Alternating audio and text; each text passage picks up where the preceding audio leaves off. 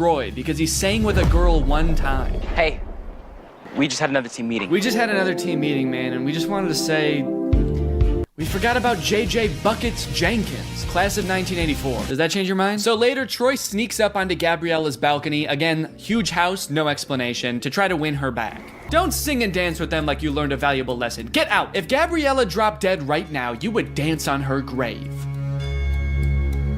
And that's High School Musical 1. Many people lovingly remember Little Viking Boy from the first High School Musical movie. And while he rocketed to stardom in the wake of the first movie, his troubled life and fall from grace has been the subject of many concerned Twitter threads in the 19 years since. Do you know why I pulled you over today, sir? Huh? I said, do you know why I pulled you over? You're all over the road. Huh? All right, you want to play tough, asshole? That's fine. Huh? All right, step out of the vehicle, take off that helmet. No, I can't take this off. It's a birth defect. It's part of my body. Are you drunk? I don't know, huh? Let's think about that. Does crack get you drunk? Let's think about that for a second. Let's all think. Does crack get you drunk? After 15 DUIs and 3 counts of kidnapping exotic animals, Little Viking Boy was sentenced to life in prison. Authorities claim that it's here he became head of an extremist religious cult. His followers helped him escape in 2023, and his current whereabouts are unknown. Although he does occasionally post to Instagram to frantically proclaim the end is near or post a brand deal. Every morning I wake up and I drink 6 bangs. High School Musical premiered to 7.7 million viewers, a record that has only been broken a handful of times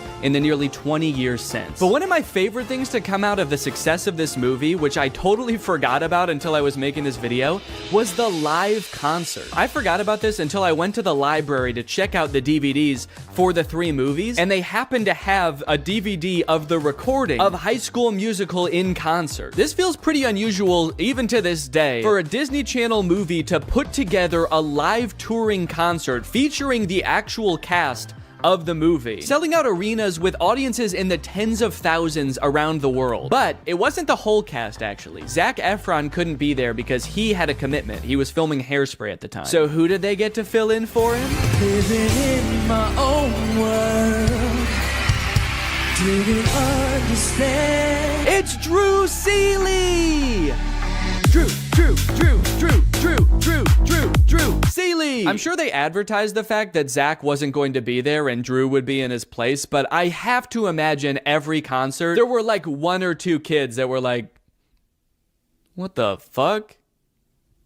Zach looks different in person. With all the success of the first movie, they had to crank out a sequel fast, which they did, releasing High School Musical 2 in August of 2007. And you might think it would be impossible for them to catch lightning in a bottle twice, but oh baby did they. What time is it? Sequel time. The first things I notice is that despite only a few months having passed from the events of the first movie, Troy looks drastically different. His hair is much darker, he has a different haircut so you can see his ears now, but most strikingly of all, his eyes have somehow become more blue. You actually listening? His eyes were already pretty blue in the first movie, but they're piercing in this film. It is scary. Get some contacts, you freaks. The class immediately erupts in celebration. They throw their papers in the air, start dancing around, and did Chad just kiss his teacher on the neck? Yeah, he just kissed Miss Darbus on the neck. That's too far. Luckily, it doesn't look like she cared. She's just vibing. Good to be chilling out. We finally get to hear Zac Efron actually sing in this song, and I hate to admit it, but he sounds pretty good. I'm sorry, Drew. Your services are no longer needed. Why does he look so confused there? It's like it never occurred to him that T could be for Troy. He's like, oh, I actually thought it was a cross, but yeah, T for Troy. That's my name. Now that the school year's over and basketball season isn't starting back up again for months, it's time for, you guessed it, basketball practice. Fake right, Troy, fake left. Take the ball uptown for a fancy dinner. This post-workout scene has a lot of gems, like Mr. Bolton's insanely long shorts. Dude is criminally insecure about his knees. Also, Troy about to drink from an entire gallon of milk from the fridge. And then he gets a phone call revealing that his ringtone is Get Your Head in the Game. Is that a real song in this universe? So in the first movie, it seemed like Sharpay might have had a little crush on Troy, but in this movie, she's got a big crush on Troy. She's like, he's the most popular guy in school, and I think I'm the most popular girl in school. It's a match made in heaven. So she pulls some strings at her family's country club to get Troy a summer job there. The only catch is Troy requests to get like the entire school hired, and somehow that works. So Troy shows up because they are just kids, So some of the insane demands that their job is asking of them is just like, hey, can you show up to work on time and make sure you clock out at the end of your shift? And the entire student body of East High is like, we're in prison! They're not gonna pay us until we provide a service? What kind of dystopian universe is this? Mr. Fulton is 100% correct to be strict, by the way. Several times throughout this movie, he catches them doing things they're very clearly not supposed to be doing. Like, not really sure what prompts that reaction. They're like, you know, we could do a lot of great things for your future. We really want to help you, Troy. And he's like, I don't know. I'm getting the fuck out of here, guys. See ya. If that were Mr. Bolton there instead of Troy right now, he'd be barking like a dog. Pay's dad let me play a few holes and then invited me to dinner with some U of A alumni. Really? Oh, wait, Troy's dad is fixing up a car. Look, he has other hobbies. Good for him. Granted, he is propping up the hood of the car with a basketball, and there's more basketball and hoops in the background. And I do kind of feel like if we could see what he's working on, there would just be 5 basketballs where the engine is supposed to be, but it's a step in the right direction. Troy's dad, surprisingly, is all for Troy going for the basketball scholarship. Nothing wrong with keeping your eye on the prize. And that's great. I totally agree with that. Troy should capitalize on these opportunities he's been given, but he should try to make his girlfriend and his friends a priority too. However, that is not what Troy does. Typical high school jock, always doing cool spin dance moves. It's a gift from the guy. I love sports. It's a gift from the guy. Troy. I hate to say it, man, but he's gonna get crushed in college. He doesn't stand a chance. And not to mention, they definitely don't take singing breaks in the middle of practice. This song is great, but tell me why at the end of the song, Ryan and Chad are wearing each other's clothes. Because they don't ever address that. It's such a confusing part of the movie. Why did they change clothes? When did they get naked? So I was confused about this, so I actually went looking and I found an article where the 2 actors explained what happened. The outfit swap was actually suggested by director Kenny Ortega. Quote, he had the on-the-fly idea at the last minute, Blue said. We had already done 1 take of that scene and he did the usual thinking gesture and said, switch outfits. Bro was cooking. Bro was, you know, I don't know what he was cooking, but bro was cooking something. Hey. Well, you missed out on a fun night. What? Troy, respectfully, I think you have a lot more to worry about than your golf swing. That's not what this song is about, is it? Guess it's kind of vague. Hell yeah, dude. You know, powerful lyrics aside, I actually have, like, you can bet on me. I'm gonna end up on top. I got this. And it's like, what are you actually gonna do, though? Are you gonna get Gabriella back? Are you gonna do the talent show? He's like, no, I was just gonna stand on top of this mountain for the rest of the summer, actually. No one can be mad at me up here. The end of this movie is messed up. Sharpay actually turns her act around. She previously got the Wildcats banned, and that's the end of the movie. And now I'm very excited to watch the 3rd movie. But before I do, there's something I need to address. I feel like there's something deeply wrong in these movies. And I feel like I'm finally starting to get a handle on it. These movies, like, they don't really feel like musicals. And it took me a while to figure out why. So to explain it to you, we're gonna have to go back to medieval Europe. In a French town in 1518, some 400 people became inexplicably overcome by an urge to dance. They did so for weeks on end. This dancing plague, as it was later coined, lasted for months and only ended when participants were either so exhausted that they collapsed or so exhausted that they were dead. Authorities tried to stop the dancing, even hiring musicians to play vigorously to try to help them get all the dancing out of their system. This, of course, made things much worse. This event has baffled scientists and historians for years, but many believe it could be the result of a particular type of food poisoning. Yeah, crops like rye can end up growing a type of fungus that basically makes you crazy. Could it be that this is what's happening at East High? In the High School Musical universe, the characters, they sing and they dance, and at first you might think this is just like any other musical, artistic depiction of how they're feeling. But a closer look reveals something shocking. Like Coach Bolton's crisis. What's up, guys? I'm 16. I'm the new player on the basketball team. I'm really excited to play. Yeah, Mr. Bolton, we know it's you. And Gabriella's on the news. A little boy drowned in the pool. Oh no. A little boy drowned in the pool. No. Where was the lifeguard?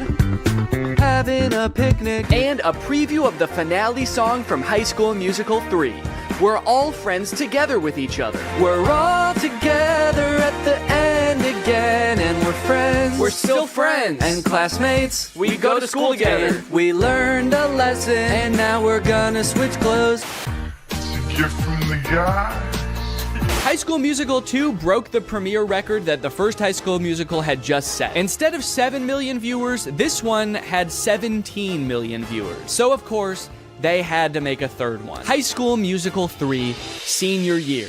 The only one in the franchise with a subtitle. Now, outside of the fact that they're all seniors in this movie, which I can tell by the title of the film, I actually know next to nothing about this one.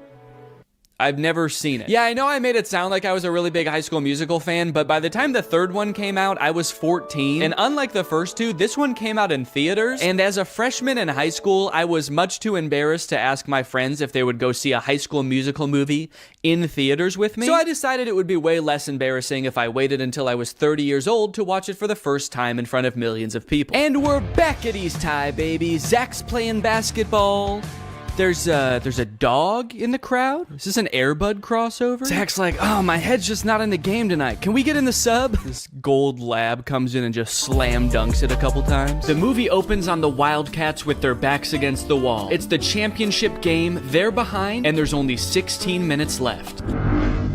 Whoa, Mr. Bolton rocking a middle part.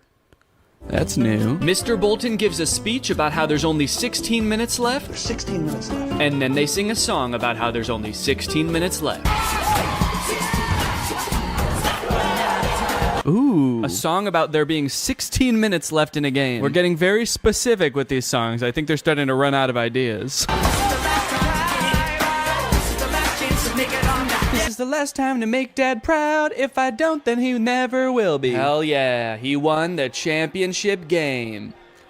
Again. I'm noticing right away that this movie is like much higher production value than the other two. I'm curious to see the budget on this bad boy, because this movie looks like they actually like lit it. The other two just kind of look like they set up cameras and started filming, but there's lights in this one.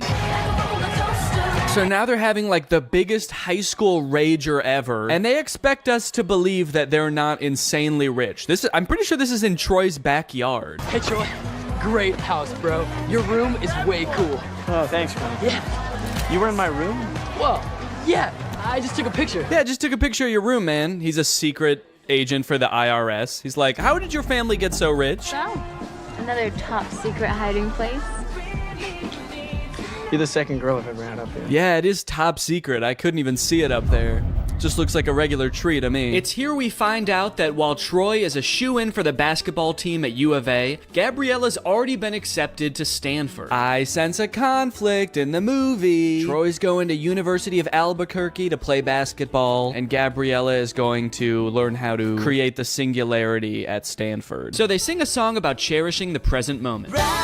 Did they like challenge themselves to make a song with no dancing in this one? They're like, what if we just sat for a whole song? Oop, now he's up. Oh, that was it. That was the whole dance. Nah, it doesn't work with this song. Juilliard is considering 4 of you for 1 available scholarship. Sharpay Evans, Mr. Ryan Evans, Miss Kelsey Nielsen, and lastly, Mr. Troy Bolton. What? Julie. What? Since when does that guy have a evil cackle? I mean, I was surprised too, but that guy threw his head back and squealed.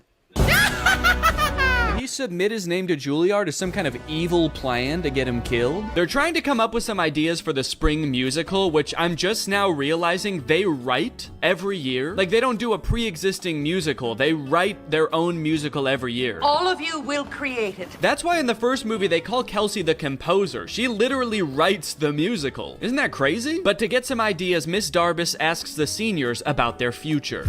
Your future. It's easy. It's U of A. Hoops all the way. Yeah. Miss McKessie. Is University of Albuquerque like a really good school for basketball? I feel like I've never heard of them before. All the basketball players are like, we gotta get to U of A, man. It seems like that's just like the closest college that has a basketball team. Meanwhile, Gabriella's going to Stanford, Sharpay's going to Juilliard, and they're like, I don't know, we can go play basketball down the street. For the record, the reason I've never heard of the University of Albuquerque is because it's a Catholic liberal arts school that actually closed in 1986. So I guess these characters live in some sort of alternate dimension where it stayed open and went on to become a basketball powerhouse. Mr. Bolton. Mr. Bolton. Yeah, All of a sudden, he doesn't know if he wants to go to Juilliard or U of A. See, he really never did care about Gabriella. He just wants to sing. Somebody just let this kid sing. Just tell him it's okay.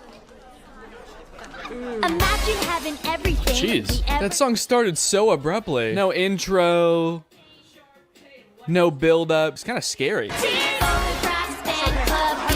Oh, this is a look into some kind of strange alternate future where Troy chose neither basketball or Juilliard and became a stalker. I want that to be how this movie ends. Troy choosing between two incredible futures, and instead he just throws his life away. It's like, I can't decide. I don't fucking know. Ms. D said that there's only one scholarship. There's two of us. Wait, they're doing this to compete for a scholarship? Not even just a place at Juilliard? If I know anything about these two, it's that they can both afford to go to Juilliard. Why do they need to take the scholarship away from somebody else? Which one do you think I should wear? Well, I've never been asked to a prom, but this almost sounds like an invitation. Did she say she's never been asked to prom?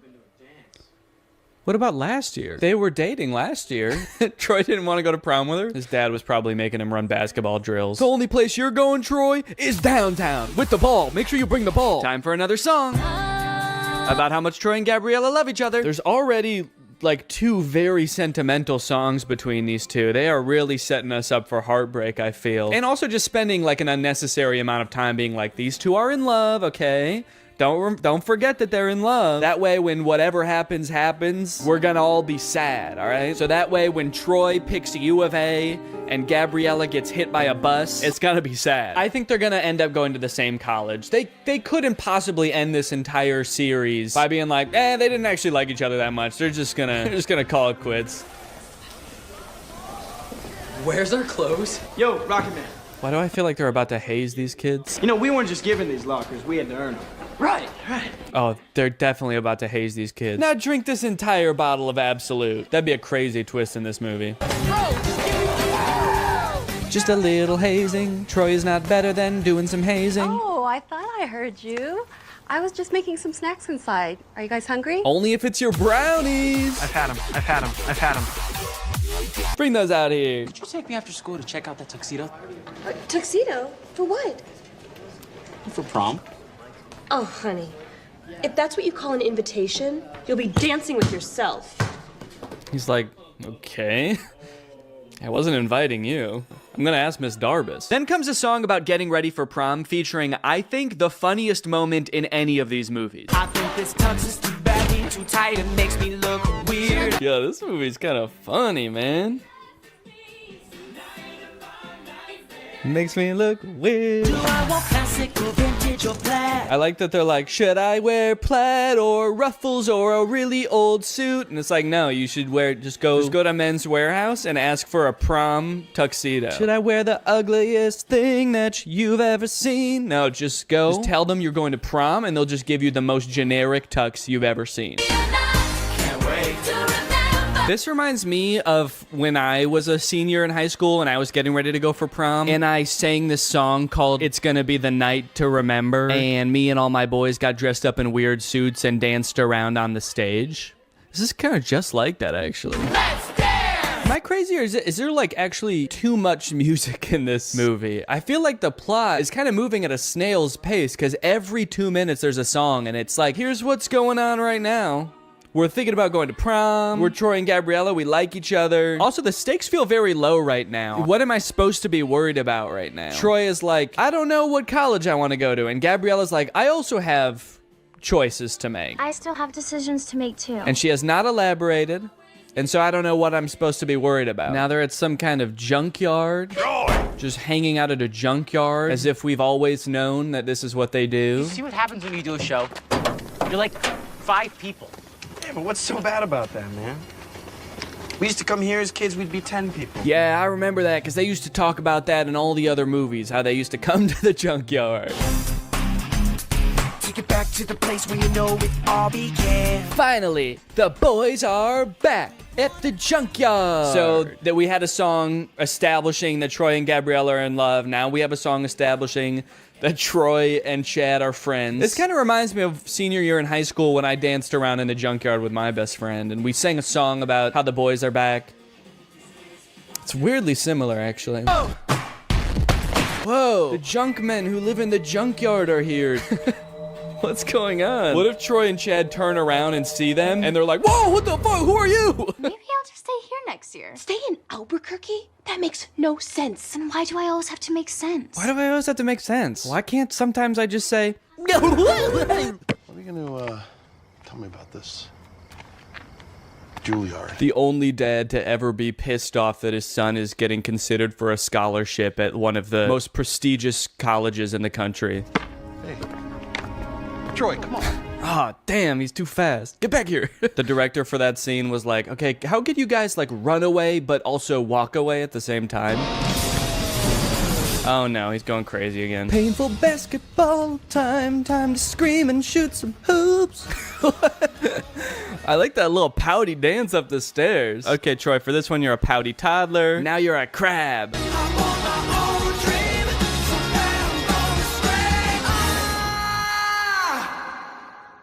Man, he wasn't kidding. He was really gonna scream. Well, now that he did it, I hope he can figure out what he's gonna do. Now that I got that out of my system, I'm for sure going back to U of A. I don't care about singing. Miss D, I know I'm not supposed to be here. Aren't you? Last one out turns off the lights. You know, she might seem cool about Troy being there right now, but as she walks through the school to get back to her car, she realizes he totally trashed the place. She's like, he tore down posters? He flipped an entire hallway upside down? How did he do this? I don't think I can do it, Troy. Uh-oh. Is that a Dr. Pepper in the background? That looks good. I've chosen basketball. But I've also chosen theater. The University of California, Berkeley. Okay. I'll be honest, I did not know that was an option.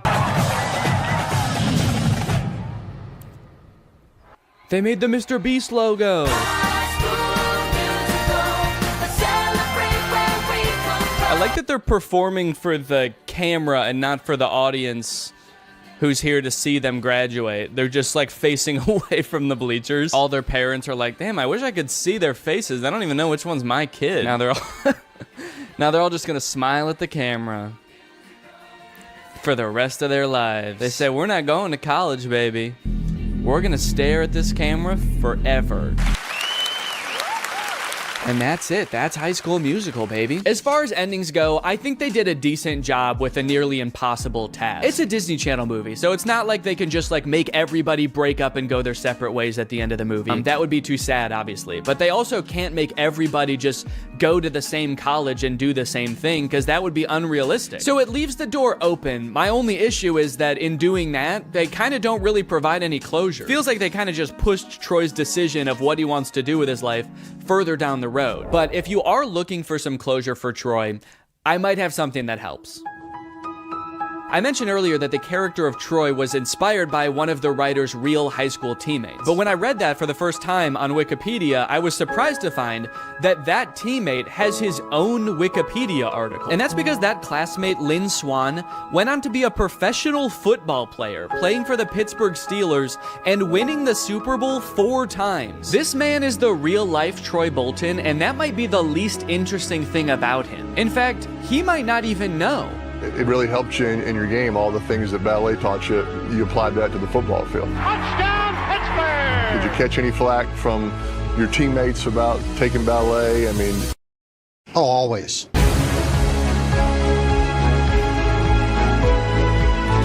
a gift from the guys. But I'll always remember a Hall of Famer who rose to the occasion each time.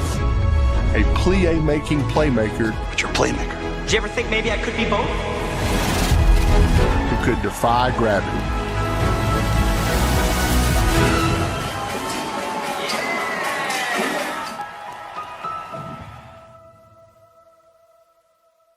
What's up, Greg? New technology truly fascinates me. A new gadget being introduced to the world has the potential to change the way we live, learn, and communicate. Or, more interestingly, it could flop and become a laughingstock of the internet.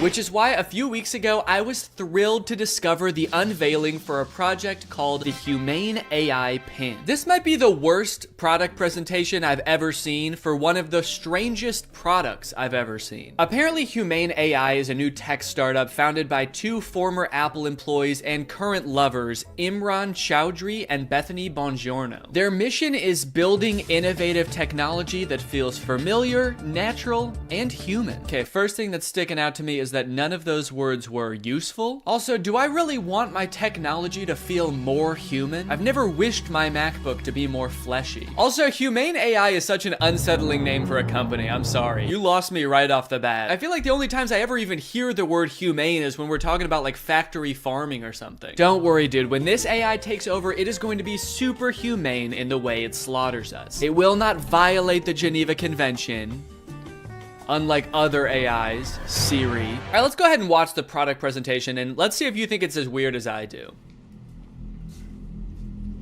Welcome to Humane.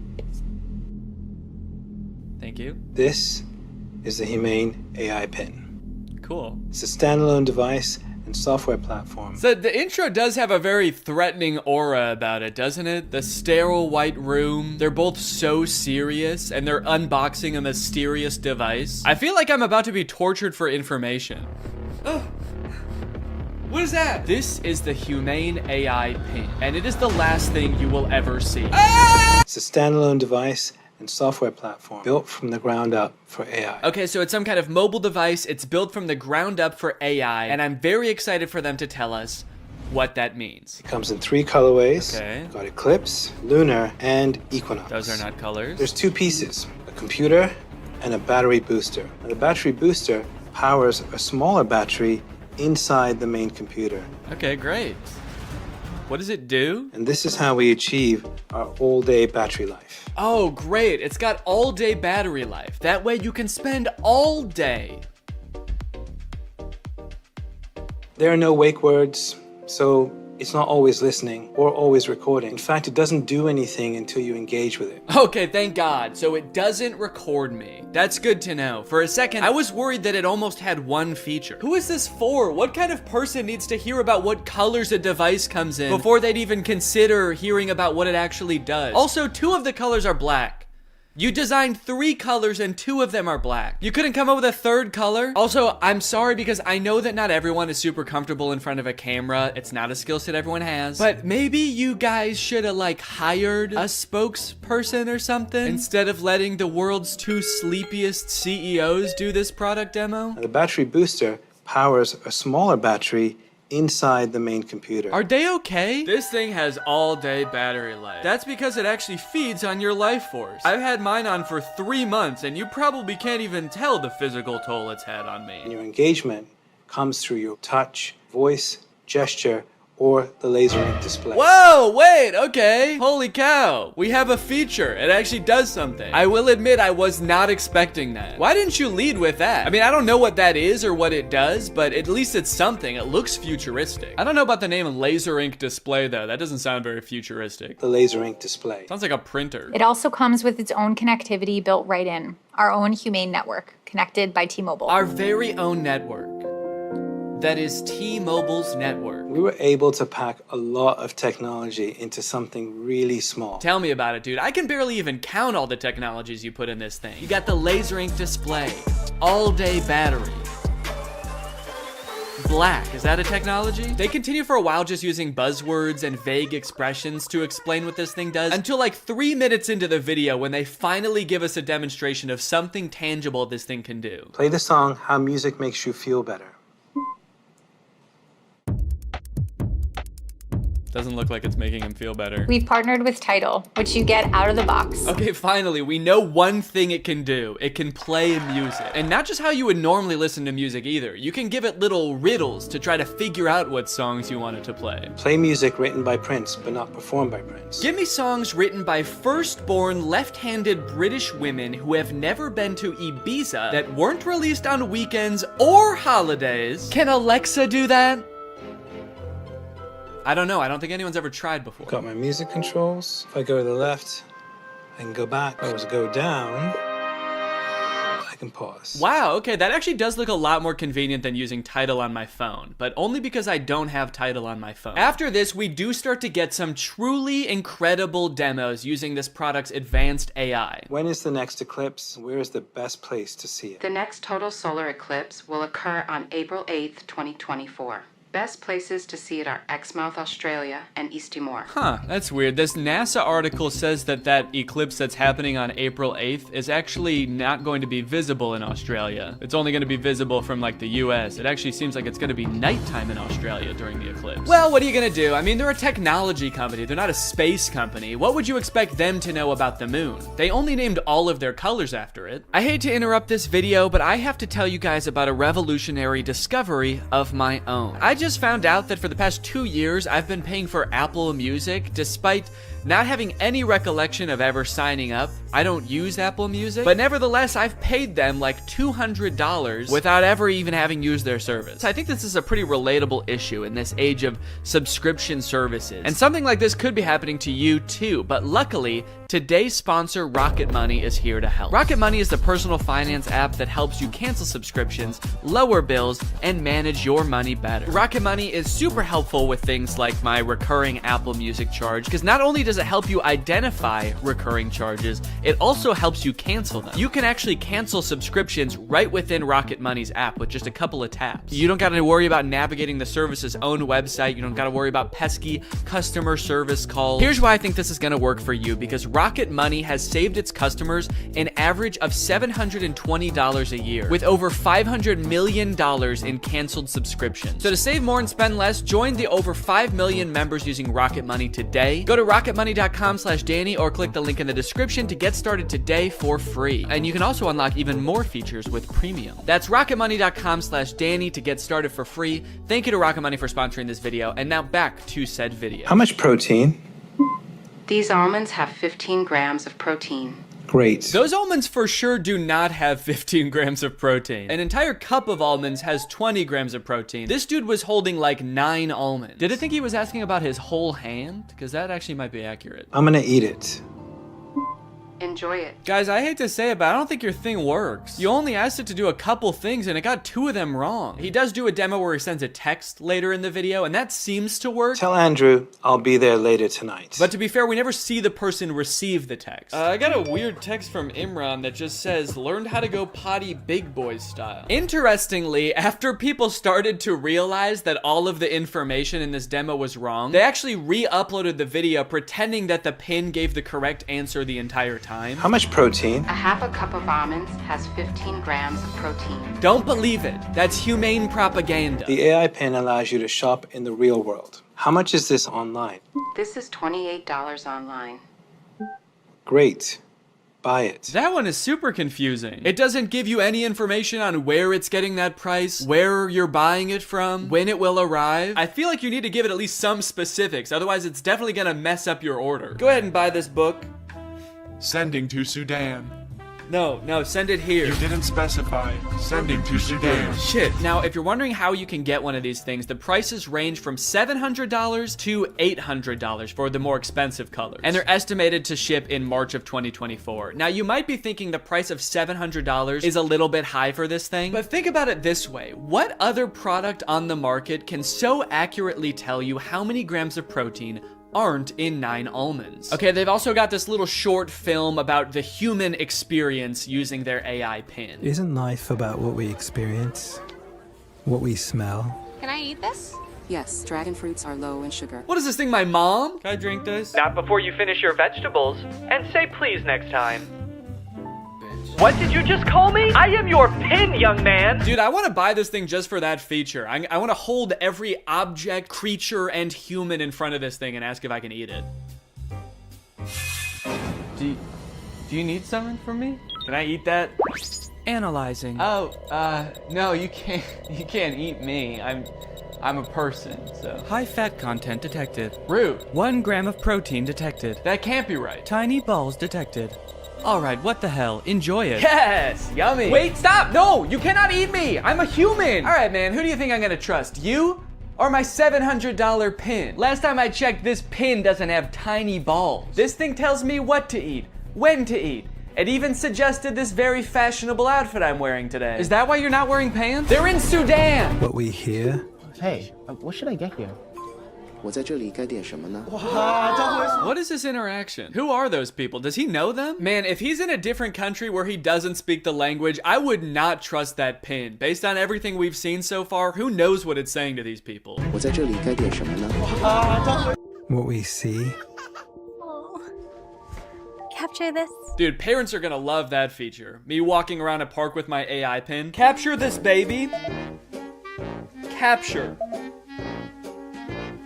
Kidnap this child. So after watching all of this, I have two thoughts. The first being, maybe someday this will be like a revolutionary product that changes the way we all interact with each other. Maybe we're just seeing some hiccups now, but a few product generations down the line, this thing is really gonna take off. It'll be more refined. It will know where the moon is. But the second thing is, I have a lot of questions about this product. For one, how is this better than the phones we have now? More specifically, why can't all of the features of this thing just be built into one app in a phone? And what if you don't want to be talking to your chest every time you need to Google something or text someone? Well, this thing started to pick up some traction online, and eventually the founders ended up on CNBC, where the hosts seemed to have a lot of the same questions. Doing this right now is Imran Chaudhry. He's chairman and president of the company. I'm Bethany Bongiorno. She's the CEO. We're also very scared of them. That's why we've sat them as far away from us as we physically can. We actually ordered this giant table when we found out they were coming. I don't know if can we get the camera so people can see just what we're talking about in case? Imran, you can't see as much because it's black, so it blends in with your jacket. It's black. Imran's just sitting there like... It's Eclipse. It's privacy first, so it's not always recording. It's actually just doing things when you want it on demand. Is it doing something right now, or are you recording us? It's doing nothing right now. I get a little sense of pride when he says that. It's actually doing nothing right now. It's doing nothing right now. After years of research and millions of dollars spent, we finally designed a pin that does nothing. It's doing nothing right now. You might think that's a bad thing, but you've never met this AI. It's evil. Turn around, maybe you can get that on camera. Oh, yeah. I see your hand. Yes, keep showing it. I see your hand. Can you see what's that? Yeah, what's that telling you? Oh God, dude, I do feel for him. I mean, these people are not like media trained, I feel like. They really should have hired a professional spokesperson, because I feel like they're just so out of their depth. He's got like the worst camera angle possible to show this thing off. His hand is shaking. Imagine a little alert pops up on the screen that's like, high heart rate detected. Is Squawk Box the name of the show? I'm not familiar with it. I never heard of this before. Or is this some kind of jab at their device? Formal Apple designers peddle their snake oil Squawk Box. You can use it however you want. Like what? Like what? Tell me something you would use that for. Okay, it sounds like this host is thinking the exact same thing as me. What is it? Tell me one thing. Then they just start like drilling them. They don't even let either of them finish answering their questions. They just like are bombarding them with reasonable questions about this device. That you've got in, stuff that you do just all the time. How would I know without seeing a screen? A user LED called. So that's what I want to ask you about. This is brutal, man. Let the poor guy speak. Just at least let him finish answering your questions, man. I mean, he's not actually gonna answer them. He's probably just gonna say AI over and over, but just let him finish his sentence. Sometimes I'll be at a meeting, right? And I'm sneaking under the desk to look at my email because that's, and I can't say, hey Siri, tell me my email. I mean, that's actually a really good point. The only way to interact with this device is to talk to it or to use this weird clunky laser jet display, which I don't even think you can type on. So if you want to text someone, you have to say it out loud, which just does not seem practical at all. So is this device gonna revolutionize technology as we know it? There's probably only one way to find out, and that's that I'm gonna have to buy it and review it when it comes out. So let me know if you guys want me to do that, and maybe I will. I hope you guys enjoyed this video. If you're new here and you're not subscribed yet, make sure you subscribe and turn on my notifications to join Greg. I'll see you guys next time. Bye-bye.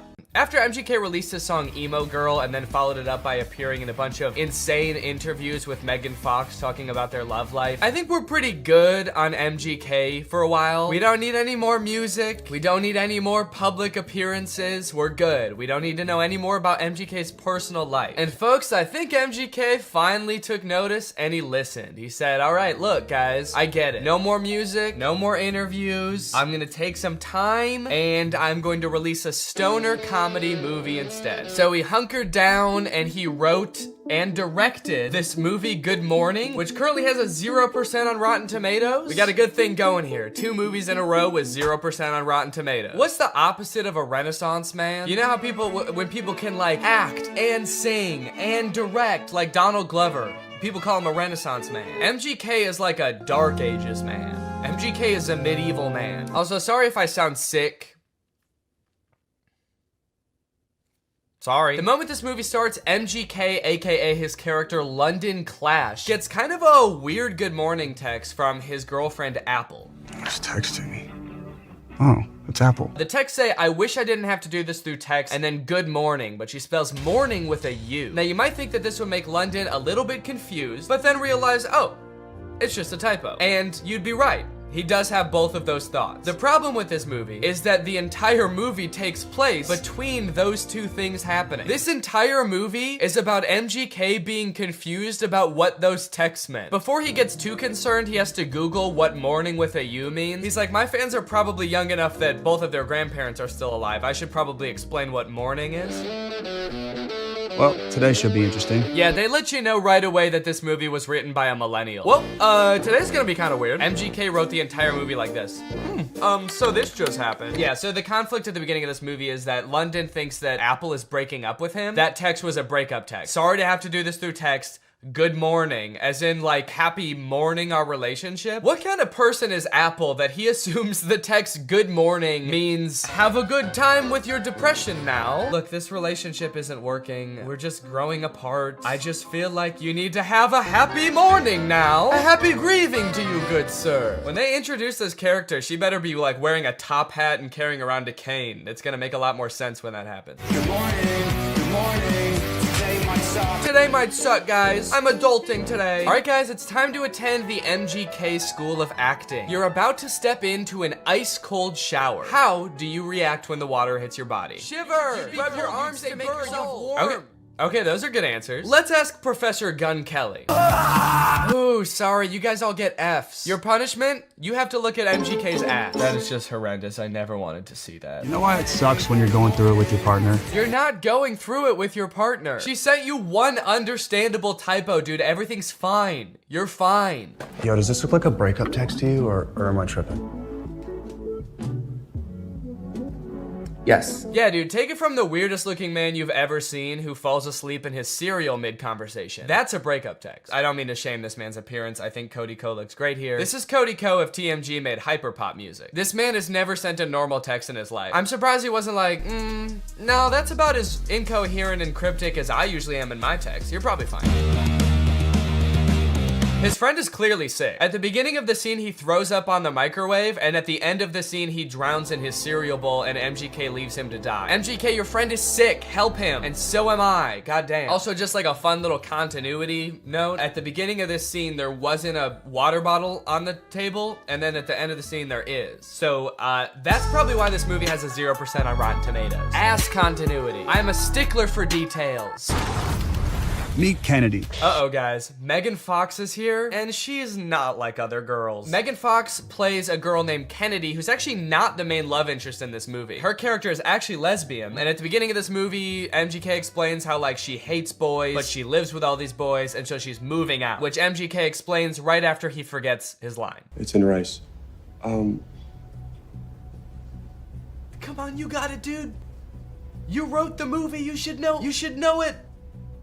Please don't move out. Yes! He did it! He remembered. It's a pretty long line. I'll cut him some slack. Throughout the beginning of the movie, they're constantly introducing new characters, and every character in this movie has some kind of weird quirk. This friend, like, did too many drugs at a music festival, and now he's kind of loopy. This guy is always throwing water balloons at people. This guy, like, smokes a lot of weed. It seems like MGK wrote this movie with just a bunch of crazy, weird characters, because the only, like, joke that he can think of to put in this movie is another character saying something weird or dumb, and him just kind of looking at them being like, that was kind of weird or dumb. Mercury is in Everglades. It's retrograde, Leo. Every time he introduces a new character, there's narration that explains what the weird quirk about these characters are. This is Angel. Meet Maxine Goldberg. But they kind of don't, like, explain really what I want to know about these characters. This is Dylan. I met him when he was working at In-N-Out, and he used to hook me up with free burgers and shakes. He's been my boy ever since. We don't care that he used to work at In-N-Out. That is so irrelevant. Please tell us why he's so sick. Why is he throwing up and passing out? That's more interesting. The reason that London Clash is so rich and cool that he lives in Rice Gum's house is that he is an actor. So throughout the movie, he's doing actor type things, like he films this self-audition tape. I don't really know what he's auditioning for. It kind of seems like he's auditioning for everything and also nothing all at once. Okay, this is my impersonation of Draco Malfoy looking for drugs. Where's the pot, Potter?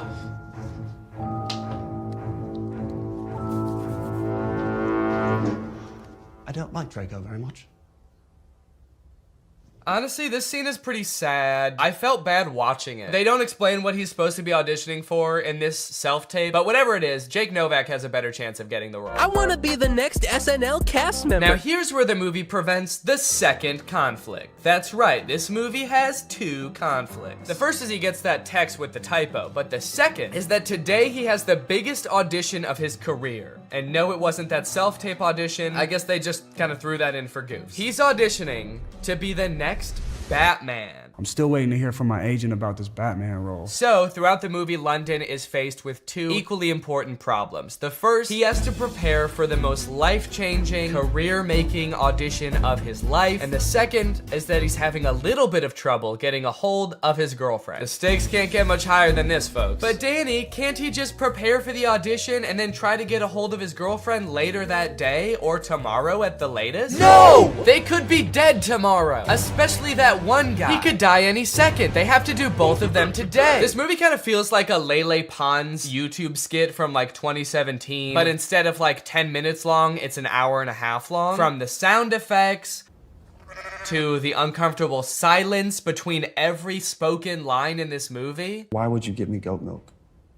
I watched an interview. You said you like goat milk. I can't tell if they're using the awkward silence for like comedic effect to like really hammer home that like, these guys are kind of weird. Or if the silence is more just because nobody knows their lines very well. There's another option that they added in all these pauses in the movie because we're supposed to be laughing at the things that they're saying in the movie. So they added in nice little pauses for us to laugh. She left with the dude? A buff dude. And they had bags. And yes, they left together. In fact, it kind of feels like, have you ever seen people who have edited The Big Bang Theory so that it doesn't have the laugh track to show how like bad all of the jokes are? Who are you? Oh, I'm Denise, the new assistant manager. That's kind of what this movie feels like. Are your eyes all watery? Because I'm high. That's way better. Bazunga. It's so fitting that this movie feels like a bad YouTube video from 5 years ago, because I'm pretty sure they filmed this at Rice Gum's old house. Did something happen in that house? Is there like a curse? 100 years ago, one of Hollywood's earliest YouTubers died in that house, and now all the content that's created there is cursed to be mad disappointing. Okay, so now they got to investigate what's happened to Apple. London's phone is broken, so he can't contact her, so the only thing he can do is go looking for her. So he goes to the last place she was seen and talks to Pete Davidson. Did you see Apple? Yeah, she was just here like 2 minutes ago. Did she say where she was going? You know what? She did. She actually... No, are you fucking crazy? You guys never talk to me. I mean, the only reason you know my name is because it's on my name tag right there. B-E-R-R-Y. Barry. Pete Davidson feels like he's not really invested in this movie at all. He breaks the fourth wall a little bit too much in this movie. He reads his name tag like he's making fun of the fact that it doesn't say Pete Davidson. He's like, Barry? That's not my real name. My real name's Pete. It's funny because I'm very clearly Pete Davidson and not some guy named Barry who works at a valet stand. There's also a scene later on in the movie where he looks directly into the lens of the camera. I think they could have cut that out. Well, talking to Pete Davidson, sorry, Barry. It's just so funny that he's pretending to be Barry. Talking to Barry didn't get him any leads, so I guess that means now it's time to go to his audition. No, sorry. Sorry, he breaks into Apple's house to find clues? Find clues, please. Find clues of what? What might she have left lying around that would indicate whether she made a typo this morning or not? They find a bag of her fingers? She was missing her fingers this morning. That's why she fucked up the tags. Oh. We should probably call the police, right? I'm not breaking into my girlfriend's house.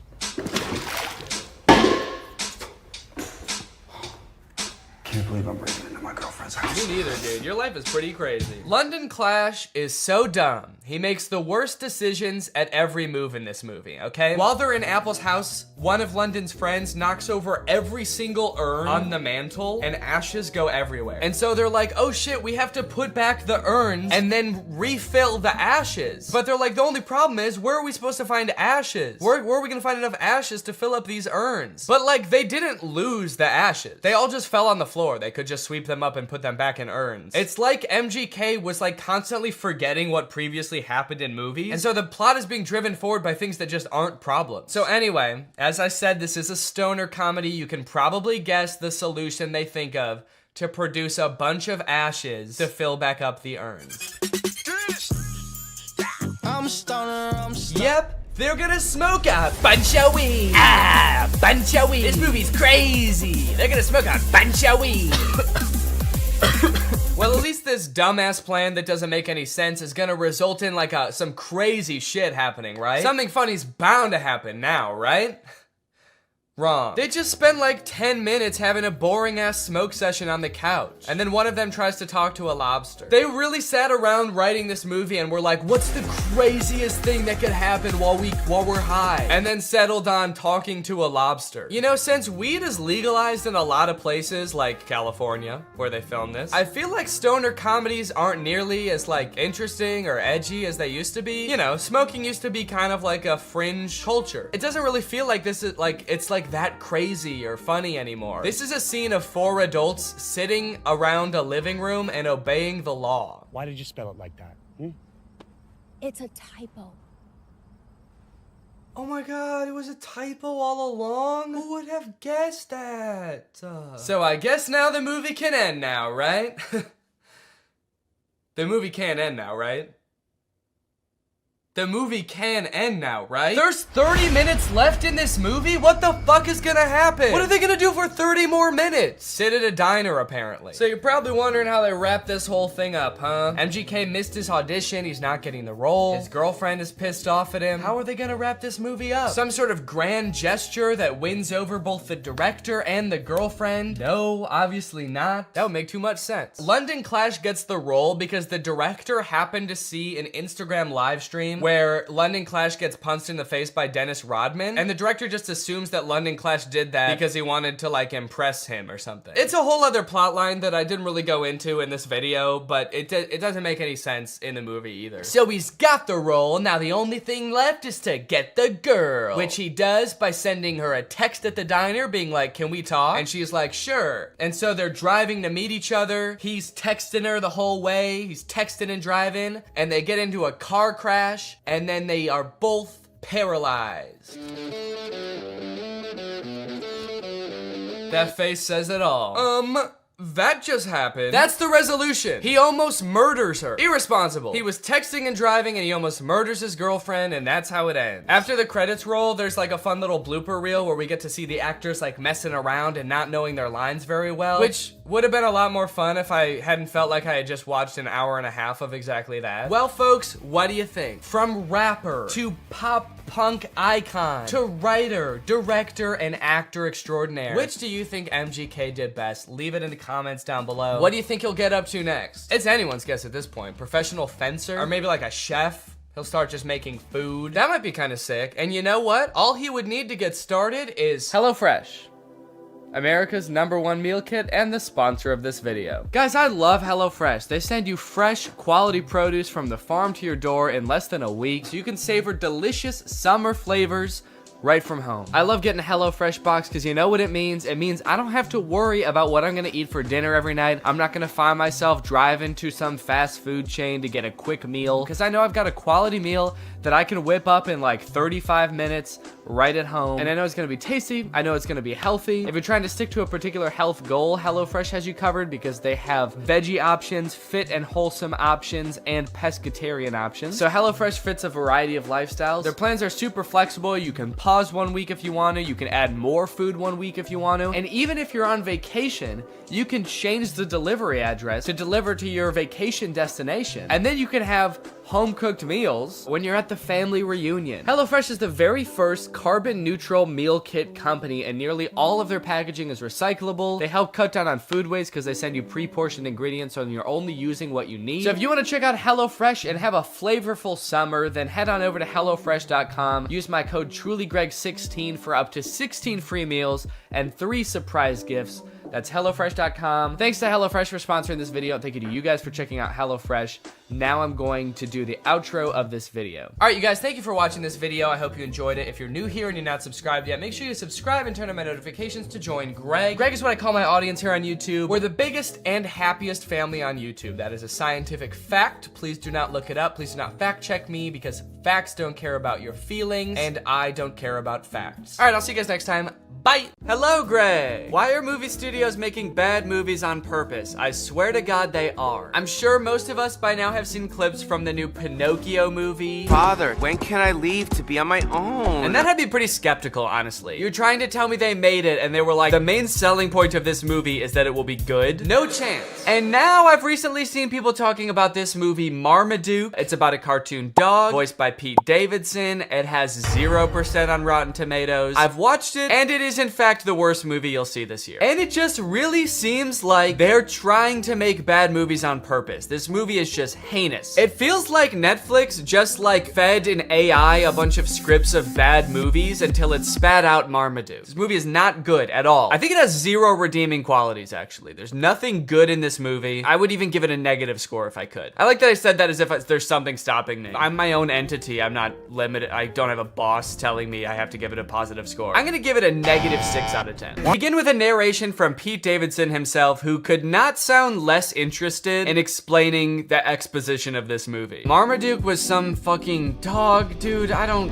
care. I'm dating a Kardashian, man. You think I need this? I personally don't have a problem with Pete Davidson. He's a funny guy. He was not up to the task of being the main character in this movie. This is a cartoon dog. You need someone with like a crazy range. Pete Davidson's emotions range from high and pleased down to high and indifferent. That's about all the variety you're gonna get out of Pete Davidson. After watching the movie all the way through, I'm not even 100% sure that Pete Davidson even knows he's in this movie. I haven't seen Pete Davidson do any promotion for this movie. I don't think he's done interviews talking about, you know, getting into the role of Marmaduke. I would not be surprised if they just like took audio excerpts of Pete Davidson from like other TV shows and just like found a way to make a movie about a dog around them. You look at the characters in this first scene here and tell me, what is your reaction? Art is subjective. What you like depends entirely on your life experience, your personal taste, you know, where you were born and raised. For example, I was born in the 1990s on Earth, and I hate every single one of these characters. There are 3 body shapes in the universe of Marmaduke. There is eerily slender, bouncing egg. That's right, they don't walk, the round characters. They just kind of bounce from place to place. And then there's Mom. Mom has a serious case of the Pixar mom syndrome. I guess the creators of Marmaduke decided to take a page out of Pixar's book when designing the mom, and then they ignored all the other pages in the book about like how to make a movie. Anyway, through a little bit of narration, we find out that the reason Marmaduke is not allowed at this party is because he's basically a terror to the family. Marmaduke is a nightmare. He chases the cat, he tackles the local butcher for some bones, he beats the shit out of the dad. This dog is terrorizing his family. This is a bad boy.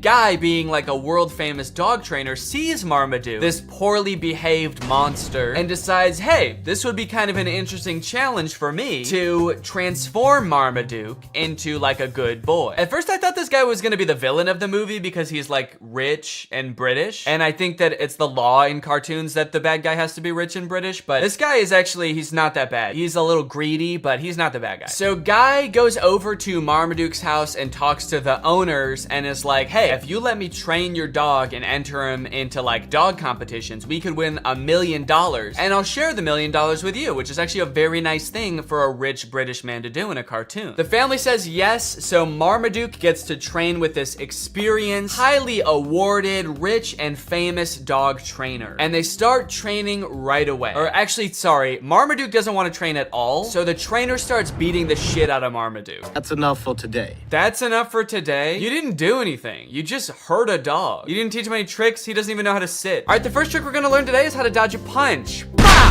Okay, it looks like you didn't get it today, but we'll try again tomorrow, okay, buddy? Anyway, I guess after showing Marmaduke how violent he is and all of his like cool martial arts skills, Marmaduke is like, wait, actually maybe I do want to get trained by this guy. And they make it seem like it's because like Marmaduke is so impressed. I personally think it's because Marmaduke is so scared. He does agree to finally be trained. So cue Marmaduke getting trained montage. Or sorry, Marmaduke getting tortured montage.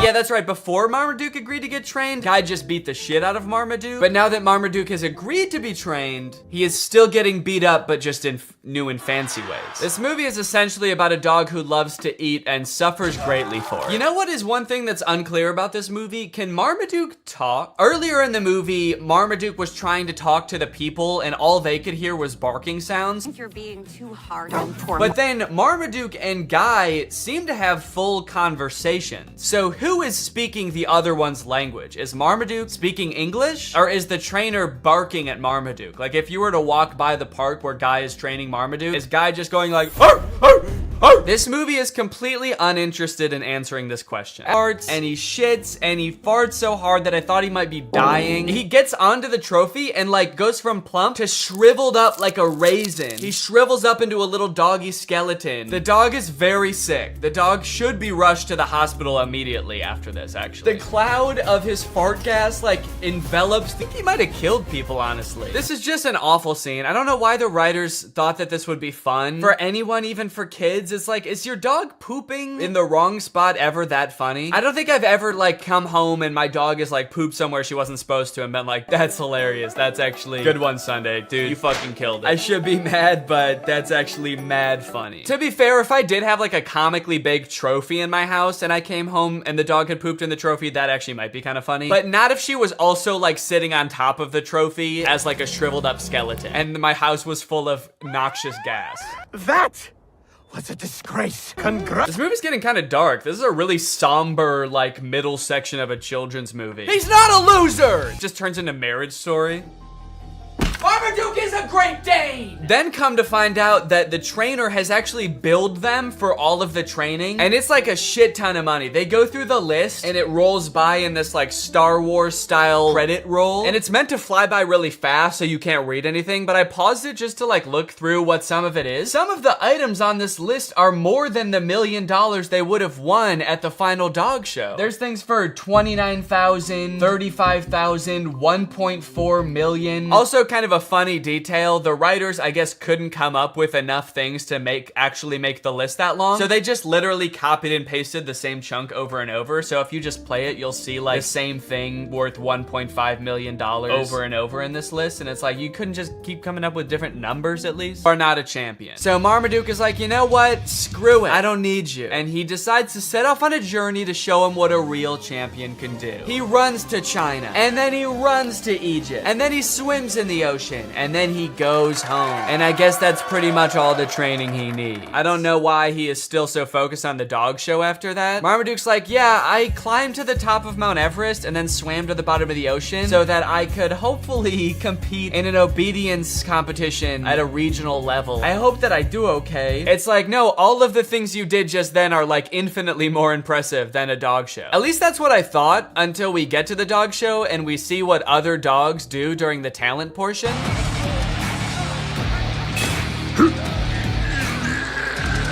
Okay, so the bulldog is winning the talent competition. The bulldog is winning the whole show. Forget about the other dogs for a second. There is no way that Marmaduke can do anything near that impressive. I know he ran around the world, but he just ran and swam. This dog lifted up a convention center. The other dog's not quite as impressive. One of the dogs dances, pretty lame. And another dog did like a half fight, half rap in like a magical bubble environment. So that was pretty cool. I didn't know there was magic in this universe. They just decided to spring that on us in the last like 20 minutes of the movie, but I just don't understand how they were able to continue the competition after the bulldog lifted up the building. If I was in the crowd, I would be on my hands and knees crying after that. I don't think that it's fair to continue the show. Okay, Zeus actually hypnotizes the crowd. That's actually pretty impressive. Yet another use of magic. I like that they're really doubling down on that in the third act of this movie. Also, I'm getting a lot of parallels from the Disney Channel original movie Zapped in this movie. Although I don't think anyone beat the shit out of a dog in that movie. Also, hang on a second. If hip hypnosis exists in this universe and it is like a thing that can be done effectively, why the hell did the trainer need to beat the fuck out of Marmaduke? If in this world it's possible to mentally make a dog do whatever you want, what sick thrill did Guy get out of assaulting Marmaduke? It's almost like that wasn't even training and he just, like, what if he did hypnotize him and then he was like, and now the rest of this is just for me. Anyway, it's time for Marmaduke's portion of the talent show. Now, everything else up until this point is so insane that, like, anything Marmaduke could do, even if he did something really cool, would be kind of underwhelming. But, like, even with that in mind, Marmaduke just does the dumbest shit. His boy owner gets on his back and they just, like, run around the stadium. I'm sorry, Marmaduke, but that was not impressive at all. We literally all just saw magic happen. We saw a bulldog lift up a building. I know I keep mentioning that, but that was insane. We all just saw an entire crowd get hypnotized by a creepy blonde dog, and Marmaduke's like, yeah, but can you do this? Are you trying to bankrupt your family, Marmaduke? Because that's what's gonna happen if you keep this shit up. Are you trying to destroy your family's lives? You're going to. Keep dicking around on the ground like that with no talent, and you're gonna destroy their lives. It's happened before, it'll happen again. Okay, a little plot twist happens at the end of the dog show. Zeus, the beautiful dog, wins. Obviously, he hypnotized the judges, so we kind of thought that was gonna happen anyway, but it turns out that one of the judges is actually Zeus's trainer in disguise, so he gets disqualified from the talent competition. I kind of feel like it was pretty dumb of him to do that because he had a shot at winning anyway. It's not like he was like a total underdog. Dude was basically an overdog. He was actually bound to win. He hypnotized everybody. Zeus gets all pissed. Marmaduke dead? Marmaduke was a good dog. What the fuck, dude? We will miss you very much. Okay, they're spending way too long on this if he's not actually dead. He should have come back alive by now, probably. Is there still time to hit the awards banquet? Jesus Christ, dude. You have to admit, if he did die, that would be objectively the funniest ending to this movie. Marmaduke doesn't win the dog show, and then he dies. And then everyone's really sad, and then the movie ends. In my head, when this was happening, the first time I watched this, I was like, please roll credits, please roll credits. It would be so fucking funny if Marmaduke dies. Oh, fuck, he's alive. Anyways, if this movie couldn't get any worse, it ends with an original song by Pete Davidson about being a dog. I'm the biggest dog around, the greatest Dane in the whole darn town, but my family doesn't understand. I gotta eat, it's my command. Did they give Pete Davidson 40 seconds to write this song? All right, Pete, it's time to record the ending song. What ending song? You guys didn't tell me there was gonna be an ending song. I don't know, man, you tell us. Hit it. All right, well, yeah, that's Marmaduke. Let me know what you thought, and now it's time to talk about our sponsor. Hello. Guys, did you know in the US it's legal for your internet service provider to sell your data to other companies? They can sell it to ad companies. Heck, they can sell it to whoever they want. This seems pretty screwed up to me. I don't know why this is legal, but what I do know is that Marmaduke is probably responsible. Luckily, today's sponsor, ExpressVPN, puts a stop to this by rerouting 100% of your network traffic through their secure encrypted servers. Those are servers that are both secure and encrypted. ExpressVPN also masks your device's unique IP address, making it much more difficult for like big tech companies or advertisers or really strong dogs from tracking you and matching your activity back to you so they can collect your data. There's a ton of great reasons to use ExpressVPN. You can unblock content that's not available in your country. For example, the movie Whiplash is not available on Netflix in the US, but with ExpressVPN, if you change your server location to the UK, it is available. They have 24/7 customer support, the fastest speeds, consistently faster than other VPNs, and it's easy to use. You can fire it up and get going with just one click. I've got ExpressVPN on my computer and my phone, pretty much every device that can have it in my house. So find out how you can get 3 months for free by visiting expressvpn.com/Danny Gonzalez. That's expressvpn.com/Danny Gonzalez. Thank you to ExpressVPN for sponsoring this video, and thank you to you guys for checking out our sponsor. Please get out from under my desk. All right, guys, thank you for watching this video. If you're new here and you're not subscribed yet, make sure you subscribe and turn on my notifications to join Greg. Is that in focus at all? Greg, join Greg. Greg is what I call my fans here on YouTube, my fan base, my audience. But we're more than that, you know? We're a family, we're an army. We are one guy named Greg. So if you want to join, then turn on my notifications and subscribe, and I'll see you guys next time. Bye-bye. What's up, Greg, and welcome back to another episode of A Grown Man Spends 20 minutes making fun of a movie for kids. You may have noticed something a little bit different. There's a microphone in the frame. I got a new stand for my microphone, and apparently the only way I can get it like close enough to me is by having it slightly in frame. So I hope this isn't super distracting. This would be kind of a crazy way for like one of those faceless YouTubers to film videos. What's up, guys? So today we're going to be talking about Zapped, and after watching this movie, I'm starting to think that the writers of Disney Channel original movies are not capable of writing a movie that's not about a teenager trying to control the opposite sex and mold them and craft them to their liking. You got Pixel Perfect, a movie about creating like the perfect girl pop star. How to Build a Better Boy, pretty self-explanatory in the title on that one. And then you got this movie Zapped, which is about Zendaya discovering that her dog training app can actually train boys to obey it can train boys to obey her every command. It's not actually Zendaya. She's not playing herself. It's Zendaya's playing a character named Zoe. I think that's probably pretty clear, but I just wanted to clear that up. This movie is full of dark magic. I'm convinced of it. There's something deeply sinister going on in this movie. I don't know what it is, but I'm gonna figure it out. Let's go ahead and watch it. The movie starts out with Zendaya's character Zoe The giving person I know. her speech starts off sweet, but then she immediately just starts like kind of complaining about having to live with 4 new guys because they're stinky. 4 guys and their mysterious odors that they always blame on the dog. Yeah, she sort of takes the opportunity to complain and just make her mom, I guess, like feel bad for marrying a guy. It's the happiest day of her mother's life. And also this guy, her new stepdad, is the happiest day of his life. And her speech is like, I hate my new family, my new stinky family. And this wedding will certainly ruin my life. To make matters even worse, towards the end of her speech, you know how in Disney movies there's always like the distinct cliques, like there's the popular crowd and then there's like the stoners, but they never say stoners in the Disney movie. They're just kind of like, these are like the kids who wear jean jackets. This movie has the most insane high school posses ever. You got the skateboard boys. Okay, that's pretty normal. The next group she sees are the shirtless workout boys. And then just the straight up stinky boys, where the only like defining characteristic is that they're dirty, flea-ridden, smelly boys. You can hear like flies flying around them. What clique is this supposed to be in high school? And then there's the popular group, one of whom is also pretty stinky himself, actually. The Tripster? The Tripathon?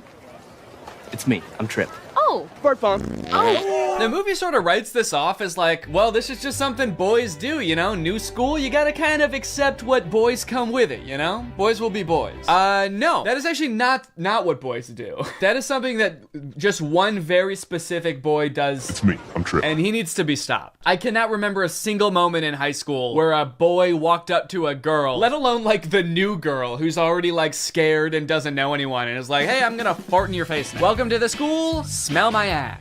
But it's not all bad though. She does make a friend on her very first day. And hold up, this girl has a picture of a boy that goes to her school in her locker. Is that a thing? I remember in like middle school, girls would have pictures of like celebrity boys in their locker. Imagine seeing a picture of you in somebody else's locker. I'd feel like I was being hunted. It's weird to have his picture in your locker. It's even weirder in the movie when we find out that she also actually has pictures of him printed out on her pillows in her bed. Gulp. That's scary. Imagine if they start dating, she's like FaceTiming him in bed, and she like accidentally tilts the camera a little bit to the side, and he just sees his own face next to her. Wait, what was that? Is that me? Of course, Zoe does have a love interest in this movie, and he is introduced early on. It's this guy. Every boy in the movie is depicted in a negative light except this guy, because this guy, he's not like other guys. Wow, he really is different than all the other guys. He knows about praying mantises. Most guys around this school don't know shit about bugs. Yeah, the movie really seems to depict this guy as like the way that guys should be. Guys shouldn't be stinky and messy, okay? Guys should wear beanie and sunglasses and know shit about bugs and be 35. I know I talk about this in like every Disney Channel original movie video that I make, but this guy literally looks like he's 30. Maybe he was held back for being too cool or not not being stinky enough. That seems to be a requirement at the school. He went on stage to accept his diploma and they shook his hand and they were like, wait a minute, why isn't your hand sticky? Actually, there's no flies flying around you. Get out of here, dude. Back to fresh. What are you looking at? I'm looking at you. Creepy. Stops in the middle of the hallway just to stare her down. I think I've got you figured out.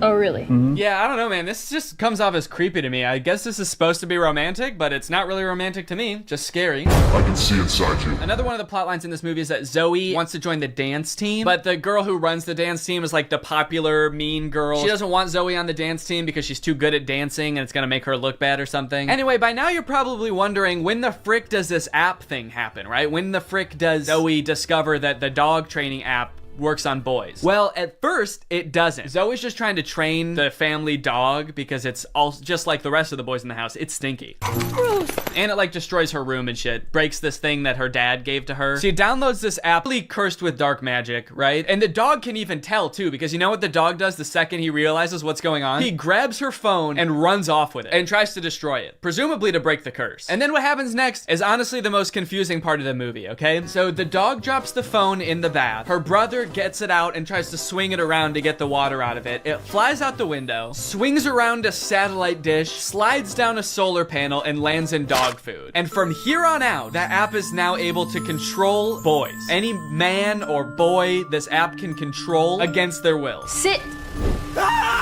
And at first, while watching this movie, I didn't even think it was that weird. I didn't even give it a second thought. I was just like, okay, yeah, so something magical happened and now it can control boys. That makes sense. But like, what? What happened to the phone? I don't understand how solar panels and satellite dish changes the app from dog-based to man-based. Like, you'd think at the very least something having to do with like men would happen to the phone. Like the phone lands in like a bucket of buffalo wings or like flies through a football field. I'm just curious to know if that fucked up other apps on the phone or if it's just the dog training app. Now, whenever a boy likes one of my tweets, he goes into a coma for 3 years. And don't even get me started on the weather app, because every time I check that, boys start falling from the sky. Anyway, let's just say now that she's got the ability to control boys, she has a little bit of fun. Boys are acting weird. Dude, he farted twice in midair in such rapid succession. They added in 2 fart sound effects. Kind of impressive. I'm trying to imagine how she's gonna use the app to get herself out of this one. Stop farting. Take it back. Take the fart back. Suck it back up into your ass. Oh, how am I doing this? But no, she just uses the app to utterly humiliate him in front of his friends. That's funny. Girls are catty. What the fuck does that mean? Boys are dog-like?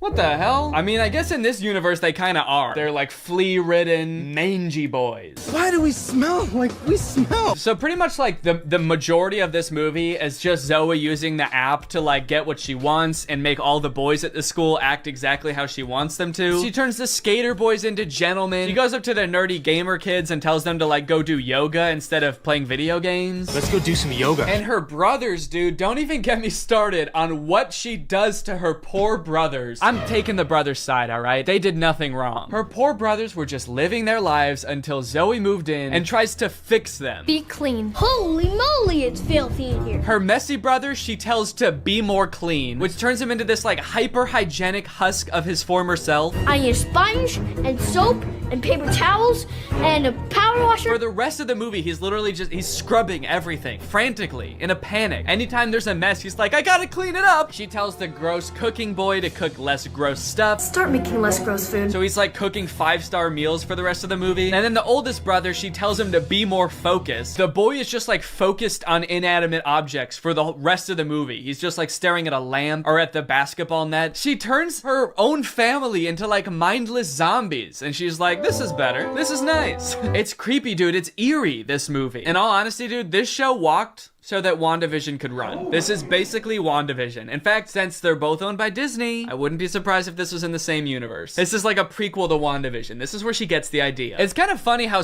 low the stakes are considering the power that she holds. She could like take over Wall Street. She could get rich. She could make anybody do what she wants. Any man. She could fix every war. Create world peace. In fact, I think her friend says that at one point in the movie. She's like, we could end every war with this. And Zoe's just like, yeah, we could, but I simply will not. I think it's more important that my brother stares at a lamp for the rest of his life. That's kind of the shit I'm on. I don't know how she figures it out. She just like sees Zoe holding it during dance practice and she's like, she's holding her phone while dancing? She must be using mind control. I gotta get that phone. Anyway, she steals the phone. At the basketball game, she just like starts making everybody obey her every command. Bow down to me. In order to get the phone back, Zoe's like, how about I just do whatever you want? I'll do anything you want. Just say the command. Hands. And then this happened. The rules to this movie, the lore does not make sense. I guess that's just how Disney Channel movies go. In the end, everyone sort of learns that, like, hey, girls have things that girls do that are weird to boys, and boys do things that are weird to girls. And that's just how we need to leave it. Which, in some sense, I would agree with. Not in this movie, though. The boys are disgusting in this movie. They need to change something about themselves. I think that there could be some middle ground between her mind controlling them and them just being utterly repulsive. Anyway, the moral of the story is, like, Zoe realizes that she is not God and should not have unilateral control over everyone's lives, and they all live happily ever after. Well, guys, we may never be able to control boys using our smartphones, but you know what we can control? Our money. Thanks to today's sponsor, Current. Do a flip. Do a backflip. Sit. Speak. I love you, Father. Good boy. That's right, guys. Today's video has been sponsored by Current. Current is the future of mobile banking. You guys have heard me talk about how awesome Current is before, how flexible they are, how transparent they are with things like no hidden fees. But today, I've got something new to talk about, and that's interest. Because Current just launched a new feature called Interest where you can earn 4% APY on your money. That's 4% for your money literally just sitting there. That's right, you don't gotta be throwing money at the stock market or buying NFTs and investing in cryptocurrency to get some return on your money. With Current's interest feature, you literally just get 4% for your money just sitting there. And as if that's not already enough reason to start using Current, I am once again going to be giving away $5,000 with Current's help. So go ahead, download Current, make an account, use the code DANNYINTEREST for a chance to win, and so you don't miss out on that 4%. Signing up for Current is totally free to do. You can do it right now. So honestly, there's really no reason not to. All right, well, thank you to Current for sponsoring this video, and thank you to you guys for checking out Current. They've been a long-time sponsor of the channel. They've helped me do some amazing things, so make sure you check them out, and goodbye. Bye. All right, guys, I'll admit I am very late to this topic, potentially even like a month late, depending on when this video comes out, but in my defense, I'm a dad now, all right? I have a baby. He's 5 months old. I have better things to do than sitting here talking to a camera alone in my room. Like watching Jason Nash live stream on TikTok. All right, Sandra, thank you for the money. Kevin, thank you for the money. Can you guys send me $1 million? Turns out I can do both at the same time though, so now I'm here. If you've been on TikTok lately, there's a good chance you've seen former Vlog Squad member Jason Nash constantly live streaming, compulsively urging his fans to send him money. I know I have. A lot. This man is constantly live. Here we go, 118. Guys, don't forget to follow my podcast, All Good Things Podcast. We just spoke about it. We need... If you enjoyed that 30 seconds of silence, guys, make sure to go check out my podcast. You're gonna love that. It's completely silent for an hour. Like me, a lot of people were pretty confused to see this. At one time, Jason Nash was a part of the most popular group on YouTube, and now he's battling the Joker for gifts on TikTok. What a way to start the day with Tommy Two Coats. Tommy, thank you so much for being here. If you've never seen one of these TikTok gifts battles before, basically there's two creators, and you send gifts to the respective creator that you're watching. This bar at the top indicates who has the most gifts, and when time runs out, whoever has the most gifts wins. Their prize? All of the gifts that they got during the battle. And then the second place person also wins all the gifts that they got during that battle. So needless to say, there's a lot at stake. This is a live stream where Jason is actually battling his wife, Naveen. Why don't you come down in the room? I'll let you in. You can come back in the house now. Yeah, come back in the house, man. You look like Batman standing over the city. Now, hang on. If they're married, aren't the gifts just going to both of them? What kind of charade is this? Now, at first, I kind of assumed that most of the people watching these live streams were children. And I was like, ooh, that is super weird, just like asking children for money. You're basically just asking them to steal their parents' credit cards. In a way, I sort of thought of Jason Nash as like a babysitter, but he's also babysitting 1,000 other kids. And if you start choking, he's not gonna call 911 because he can't see you. But after tuning into a few of his streams and actually like clicking on some of the profiles of people watching, I realized that it's actually mostly adults, which was very surprising to me. Guys, what are we doing here? Stop that. I promise you there are like 1 billion other better uses for your money than helping Jason Nash's wife crush him in a gift battle. Fun as it may be. The reason I wanted to make this video is because I think that it's kind of a very interesting look at the career span of a creator. It's a pretty new career, all things considered. And like nobody's been a full-time online creator for 40 years. So we don't really know how long this career is supposed to last or how it will evolve over time. So I think it's worth looking at why Jason Nash is here. Between the years of 2016 and 2020, David Dobrik was seemingly at the top of the YouTube ecosystem. What started as David just sort of goofing around and filming his friends as up-and-coming content creators quickly turned into partying all the time, collabing with huge celebrities, huge giveaways, and giant sponsorship deals. And if you didn't watch the vlogs around this time, you might think that David was like the biggest part of them, but it was actually more his friends doing the heavy lifting. David was always behind the camera, and sure, he would laugh a lot, and you'd hear him laugh. But I really feel like the reason people tuned in was sort of to live vicariously through David and experience the goofiness that was all of his friends. So while all of the vlogs were on David's channel and David was inevitably the most popular member of the vlog squad, I really feel like he owes most of his success to his friend group. But it was a fun time. I watched a lot of the vlogs back in the day and I really enjoyed them. It felt like you were a part of this friend group. And in a lot of ways, you were like the members of the vlog squad, because like the members of the vlog squad, you also were not getting paid for your appearances in the videos, which is something that I always found kind of weird. David's friends never got any sort of payment. Their only payment was in exposure. And so what kind of ended up happening was, because everybody else around David wanted to launch their careers off of David's vlogs, they all started vlogging too. But because they would always be hanging out together, all of their vlogs seemed to be just like the same situation from a bunch of different angles, and everybody was holding vlog cameras. It got pretty out of hand for a while there. Eventually though, during the pandemic, a bunch of stuff happened that caused David to take a step back from vlogging. Mainly a bunch of scary accusations about one of his best friends, Dom, and also him almost killing one of his other best friends, Jeff Wittick, by slamming him into the side of an excavator. After losing a bunch of followers and probably more importantly, a bunch of sponsors, David posted an apology saying he was gonna do better. He said he was gonna take steps to make sure his vlogs were a safer environment for the people in them. And I want to be able to have a place of checks and balances. I want to have HR. If he had to choose between quitting vlogging or doing it safer with an HR team, he was gonna do that. And then he quit vlogging. Currently, David is still presumably very rich. The only place he really posts is on Snapchat, and from what I can tell, he mostly just goes around and tours really expensive houses and parties a lot. He doesn't seem to have any ambitions of creating more content on YouTube. In a lot of ways, he's sort of like the Great Gatsby of social media now. But without David sort of manning the ship that was the vlog squad, a lot of the other members basically had to figure out other avenues and other ways to make money and maintain their following after the vlog ended. Zane and Heath have a pretty successful podcast now, so does Jeff Wittick. Carly and Aaron, I believe, have a podcast too. But I feel like Jason Nash out of the entire group is having the most trouble adjusting to the post-vlog era. He has a podcast, but it's definitely not getting the same numbers that his podcast with David did, views, back in the day, which David also quit. Despite them, I think, getting a bunch of really great offers that would have changed Jason's life, David decided to quit because he didn't want to do that anymore. He wanted to be the Great Gatsby. So Jason has now been left to fend for himself, and it seems like TikTok gift streaming is what he has turned to. You excited to go to dinner?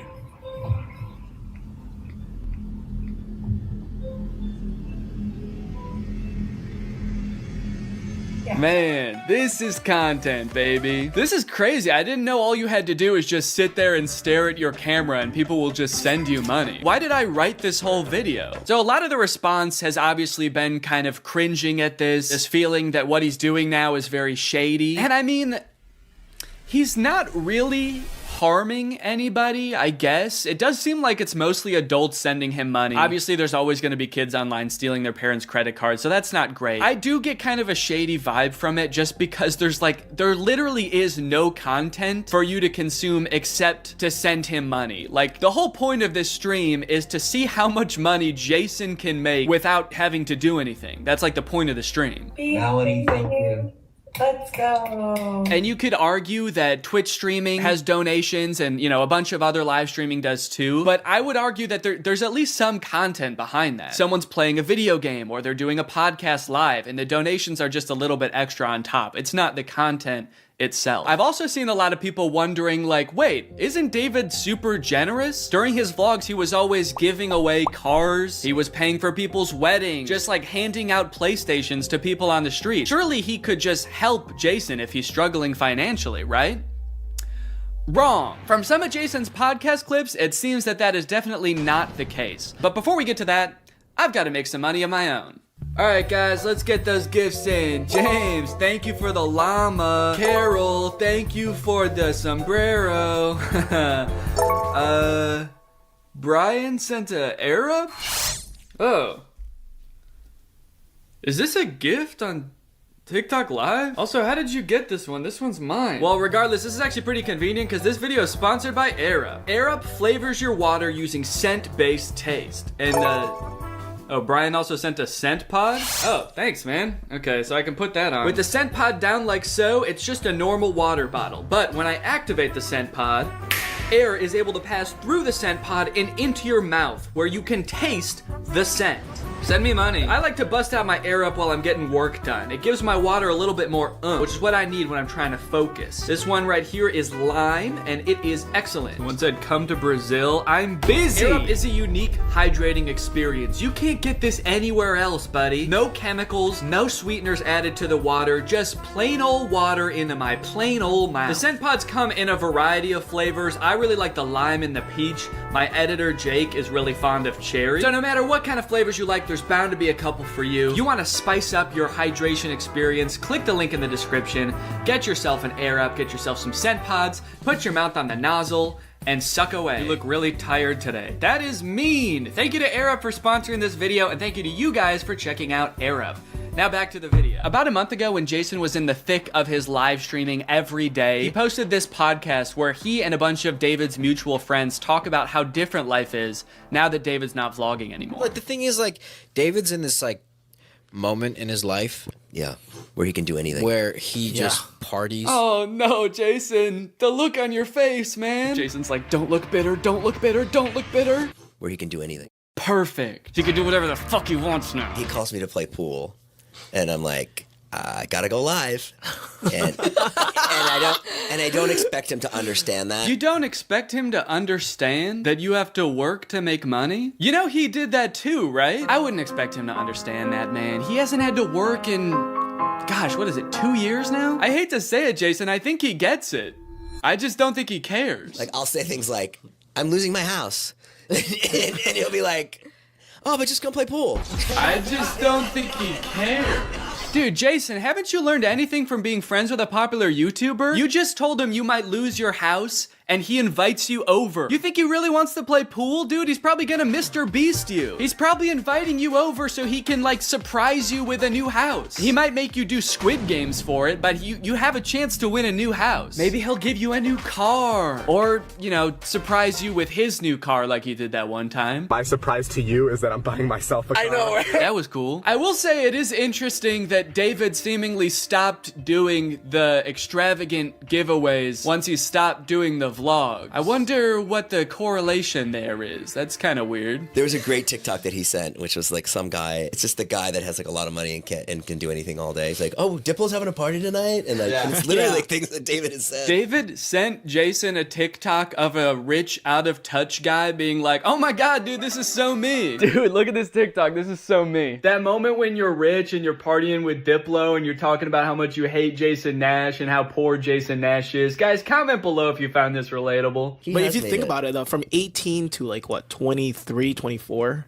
Oh, he was hitting it. He never drank. I don't think he ever drank. Even when we would visit him, we'd be up till like midnight, just like watching the edits, just like. Wow, he worked hard for 5 years? Let the man party, dude. Please do not burden David's poor, gentle soul with your financial woes. Just let the man play pool and play with him, for God's sake. I mean, look, I don't doubt that he worked hard. The dude posted 3 vlogs a week. I'm sure it was a lot of hard work, but you know who also worked hard?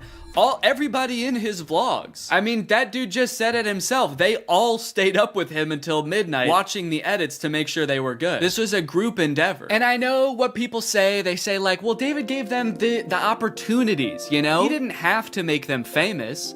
Yeah, he kind of did. That was like the whole point of his vlogs, was his friends. David wasn't just making them famous because he was a good, generous guy. He was doing it because that's what was working. They made him famous as much as he made them famous. Now it's like the complete opposite. Everyone's like working, and here's him just like, hey, what are you doing tonight? And it's like a Tuesday night. Everyone's working. Yeah, man, that is kind of a crazy switch. Whereas before, David was working and everyone was helping him. Now everyone else is working, so naturally David is partying with Diplo. Naturally, a lot of the conversation around Jason's live streams has revolved around the confusion as to why he wouldn't just get like a normal job if he was strapped for cash, or if like the social media thing wasn't working out. Can someone make Jason Nash a fucking DoorDash account? People are wondering, why is he pursuing this career that is like universally seen as embarrassing or cringe, rather than just getting a 9-to-5? And I totally get that criticism, because I do love being a creator. I love getting to be my own boss. I love being creative on a daily basis, working with people that I'm really inspired by, entertaining people. But if this exact version of being a creator stopped being feasible, would I start doing gift streams on TikTok? Hell no. And not even necessarily because it's like embarrassing or cringe. It's just that like what I enjoy about being a creator, that does not accomplish. There's no being creative. There's no entertaining people. At a certain point, you like strip out all of the fun parts of the career and you just have only the most superficial parts of it left. Just money and fame. So no, if like this YouTube channel didn't work out anymore, there's a billion other things I would rather do that would be more enticing to me than like gift streaming on Twitch. But maybe Jason likes it.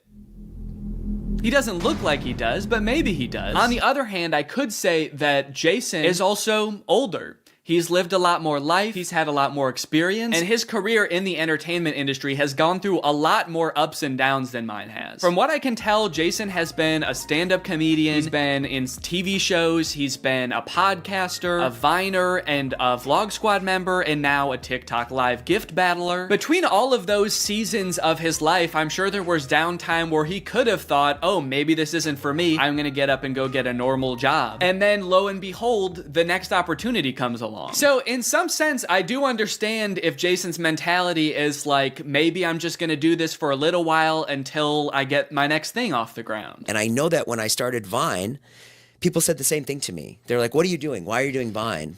You know? And I was like, okay, this is what I'm doing. And then I did YouTube, and people were like, why are you doing YouTube? And I feel like when you're first to something, that can really pan out. Yeah, I do get what you're saying, but also I don't know if this is the same as Vine and YouTube. Saying he's the first to this new thing like TikTok gift battling is gonna be the next big thing is very worrying to me. Please don't make that the next big thing, guys. On top of all that, there is this sort of like gamification in your head that happens when you're a content creator. Because so much of it is like numbers based, you're always looking at your analytics, hoping your numbers go up. It becomes kind of a game in your head to see if you can do better than you did last month or last year. Because of that, I feel like in a lot of content creators' heads, quitting or pursuing a different career path is seen as like losing the game, even if it's subconscious. That being said, I don't think that's a healthy way to look at it, and I would encourage people who are pursuing being a creator to find other passions that, you know, if this didn't work out, you could pursue that instead, because I think just clinging to relevancy for relevancy's sake is not a good thing. But why try to guess what Jason's thinking when someone literally asked him on his own podcast why he doesn't just get a job? This isn't me saying this as a negative thing. I'm just totally asking. Please. Yeah. Why don't I get a real job? No, I know why you do it. Yeah. But like... No, man, I know why you do it. It's pretty clear to me. But could you tell everyone else why you do this? Someone said that the other day, why don't you get into real estate? I'm like, I hate it. I don't have a real estate license. Bo Granny? Oh yeah, I forgot. You have to be born with a real estate license to do real estate. But darn, Jason Nash was born with a TikTok account, so he has to do that instead. Right. Now look, would I be on TikTok Live if I wasn't in like a financial hole? I don't know, probably not. But also like YouTube wasn't really working. And I needed to find something. OnlyFans. I can't do OnlyFans. This is such an unrelatable thought process to most people. YouTube is not working out for him, and his first thought is OnlyFans? TikTok begging people for money? It just comes off as being so set on being an influencer that nothing else matters to this guy. Listen, it is what it is. It's like, I was on Vine, I was on YouTube, I was on Snapchat, and now I'm doing this. Don't say it like that. Now I'm doing this. I mean, I do like it. No, man, I don't think you do. Not after that. We all saw that. So anyway, it is what it is, and I have to do it because I love it, and it's my favorite thing. Phew, that was close. Hey, we can hear you. What? You said that was close out loud. Oh no! Do you ever think about going to DoorDash or to like a? I just never thought it's entertainment or nothing. I don't care what it is. Like, what would you suggest I do? No. It's just that we get a job at Lululemon. From what I can gather from this clip and the way they're laughing about the prospect of being a DoorDash driver or working at Lululemon, those jobs are not even on the table for Jason. I don't know his personal finances, but Jason lives in LA, he owns a house, he has kids, he has a wife. So I feel like when he's saying things like, I don't have any other skills, what he's really saying is, I don't have any other skills that would allow me to live the exact same life that I'm currently living. And honestly, I could understand if he really does like the TikTok live streaming thing, but don't laugh at other jobs like Lululemon or DoorDash like you're so above doing them, yet you're on TikTok literally asking people for money. And I do totally get that Jason has kids that he has to support, that I'm totally empathetic to that situation. It is kind of ironic that his solution to that is to ask other people's kids for money online, but that's neither here nor there. This whole situation kind of reminds me of this TikTok I saw about a month ago. My Roman Empire is all of those influencers who dropped out of college or quit their jobs, moved to LA, then became irrelevant. Like, where did they go? What are they doing now? One interesting thing that I don't know if a lot of people know is that I feel like a lot of creators who get into this situation can actually leverage some of the connections they make while they're relevant and some of the skills that they've learned to get jobs at like marketing agencies, talent agencies, social media companies, or working for other creators behind the scenes. There's actually a lot of opportunities out there, which I would know because my first job out of college was working for a YouTube MCN. While I was still on Vine, I graduated college and I was worried that that wasn't going to be a stable career, so I actually got a job working at an MCN. And then I also worked at the YouTube channel Corridor for a while before my YouTube channel took off. So just throwing that out there, there are other career opportunities where you get to be involved in the creator space, even writing or acting, stuff like that. But it doesn't have to be your operation. You can just get a stable job. All right, it's time to talk about David again. While everyone was making fun of Jason for doing the TikTok live streaming thing, David paid him a visit on Snapchat. Dude, you're kind of becoming a legend on TikTok now. I know. Not in a good way. Yeah, but I think it's fun. No, man, this is a great look. This is awesome. Multi-millionaire visits former unpaid employee wearing a crown to make fun of his new job. David, do you know why, perchance, Jason has to do the TikTok live streaming? Have you thought about that at all? During your long nights of playing pool? Bye, guys. Thanks for having us over in your little hobbit home. And make fun of his house before you leave? Check.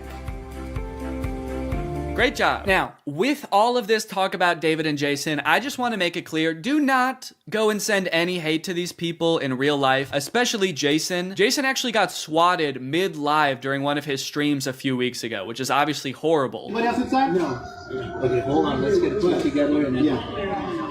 This is obviously a horrible situation, actually terrifying. But I cannot help but break a little smile when I look over and the two people he's gift battling are the Dobre brothers. I don't think there's a single funnier sight than watching the two of these blankly stare into the camera not understanding what's going on. Also, imagine your gift battle opponent getting swatted and he's still crushing you, dude. That's gotta hurt. My big takeaway from all of this is if you are pursuing being a content creator, I would heavily recommend being super careful about the way you go about it. I would highly recommend not letting your success be at all related to the success of another influencer. You don't want to be the guy from David's vlogs when David stops the vlogs. Also, save your money. This career that we have, we don't know how long it's gonna last. I mean, I sort of view it as being any other type of entertainer. You're only relevant for so long, or like an athlete or something. You can only be in your prime for a certain amount of time, so save as much as you can. It's really easy to get caught up in the lifestyle of an influencer and like partying all the time and flying on private jets, buying expensive cars. And if you can make this career last for like 20 to 30 years, that's awesome. That's insane, but it's definitely not guaranteed. So just be careful, all right?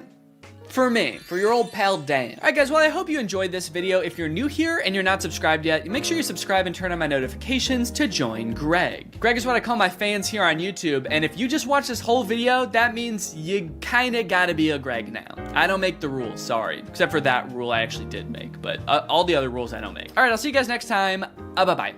The story of a Willy Wonka experience gone wrong in Glasgow, Scotland has taken the internet by storm, and I love it. I don't think I've ever in all my life seen such an impressive and inspiring dumpster fire of an event. It is just, mwah.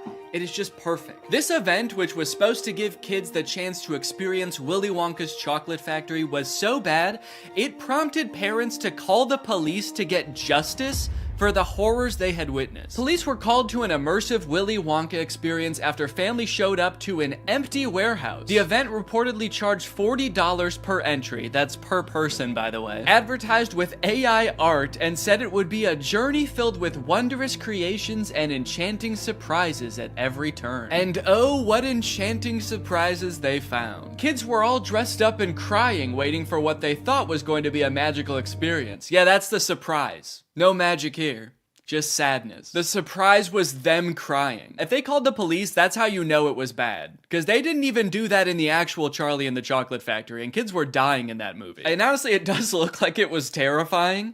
Take a look at some of the images of the abandoned warehouse that parents had to spend $40 to gain access to. Okay, here we have some sort of chocolate fountain with murky brown water floating in it. We have one bouncy castle that can fit like 3 kids. Giant empty space filled with table and chairs. You're probably thinking there must be something pretty good to eat here with all these table and chairs. Probably some pretty tasty chocolate, right?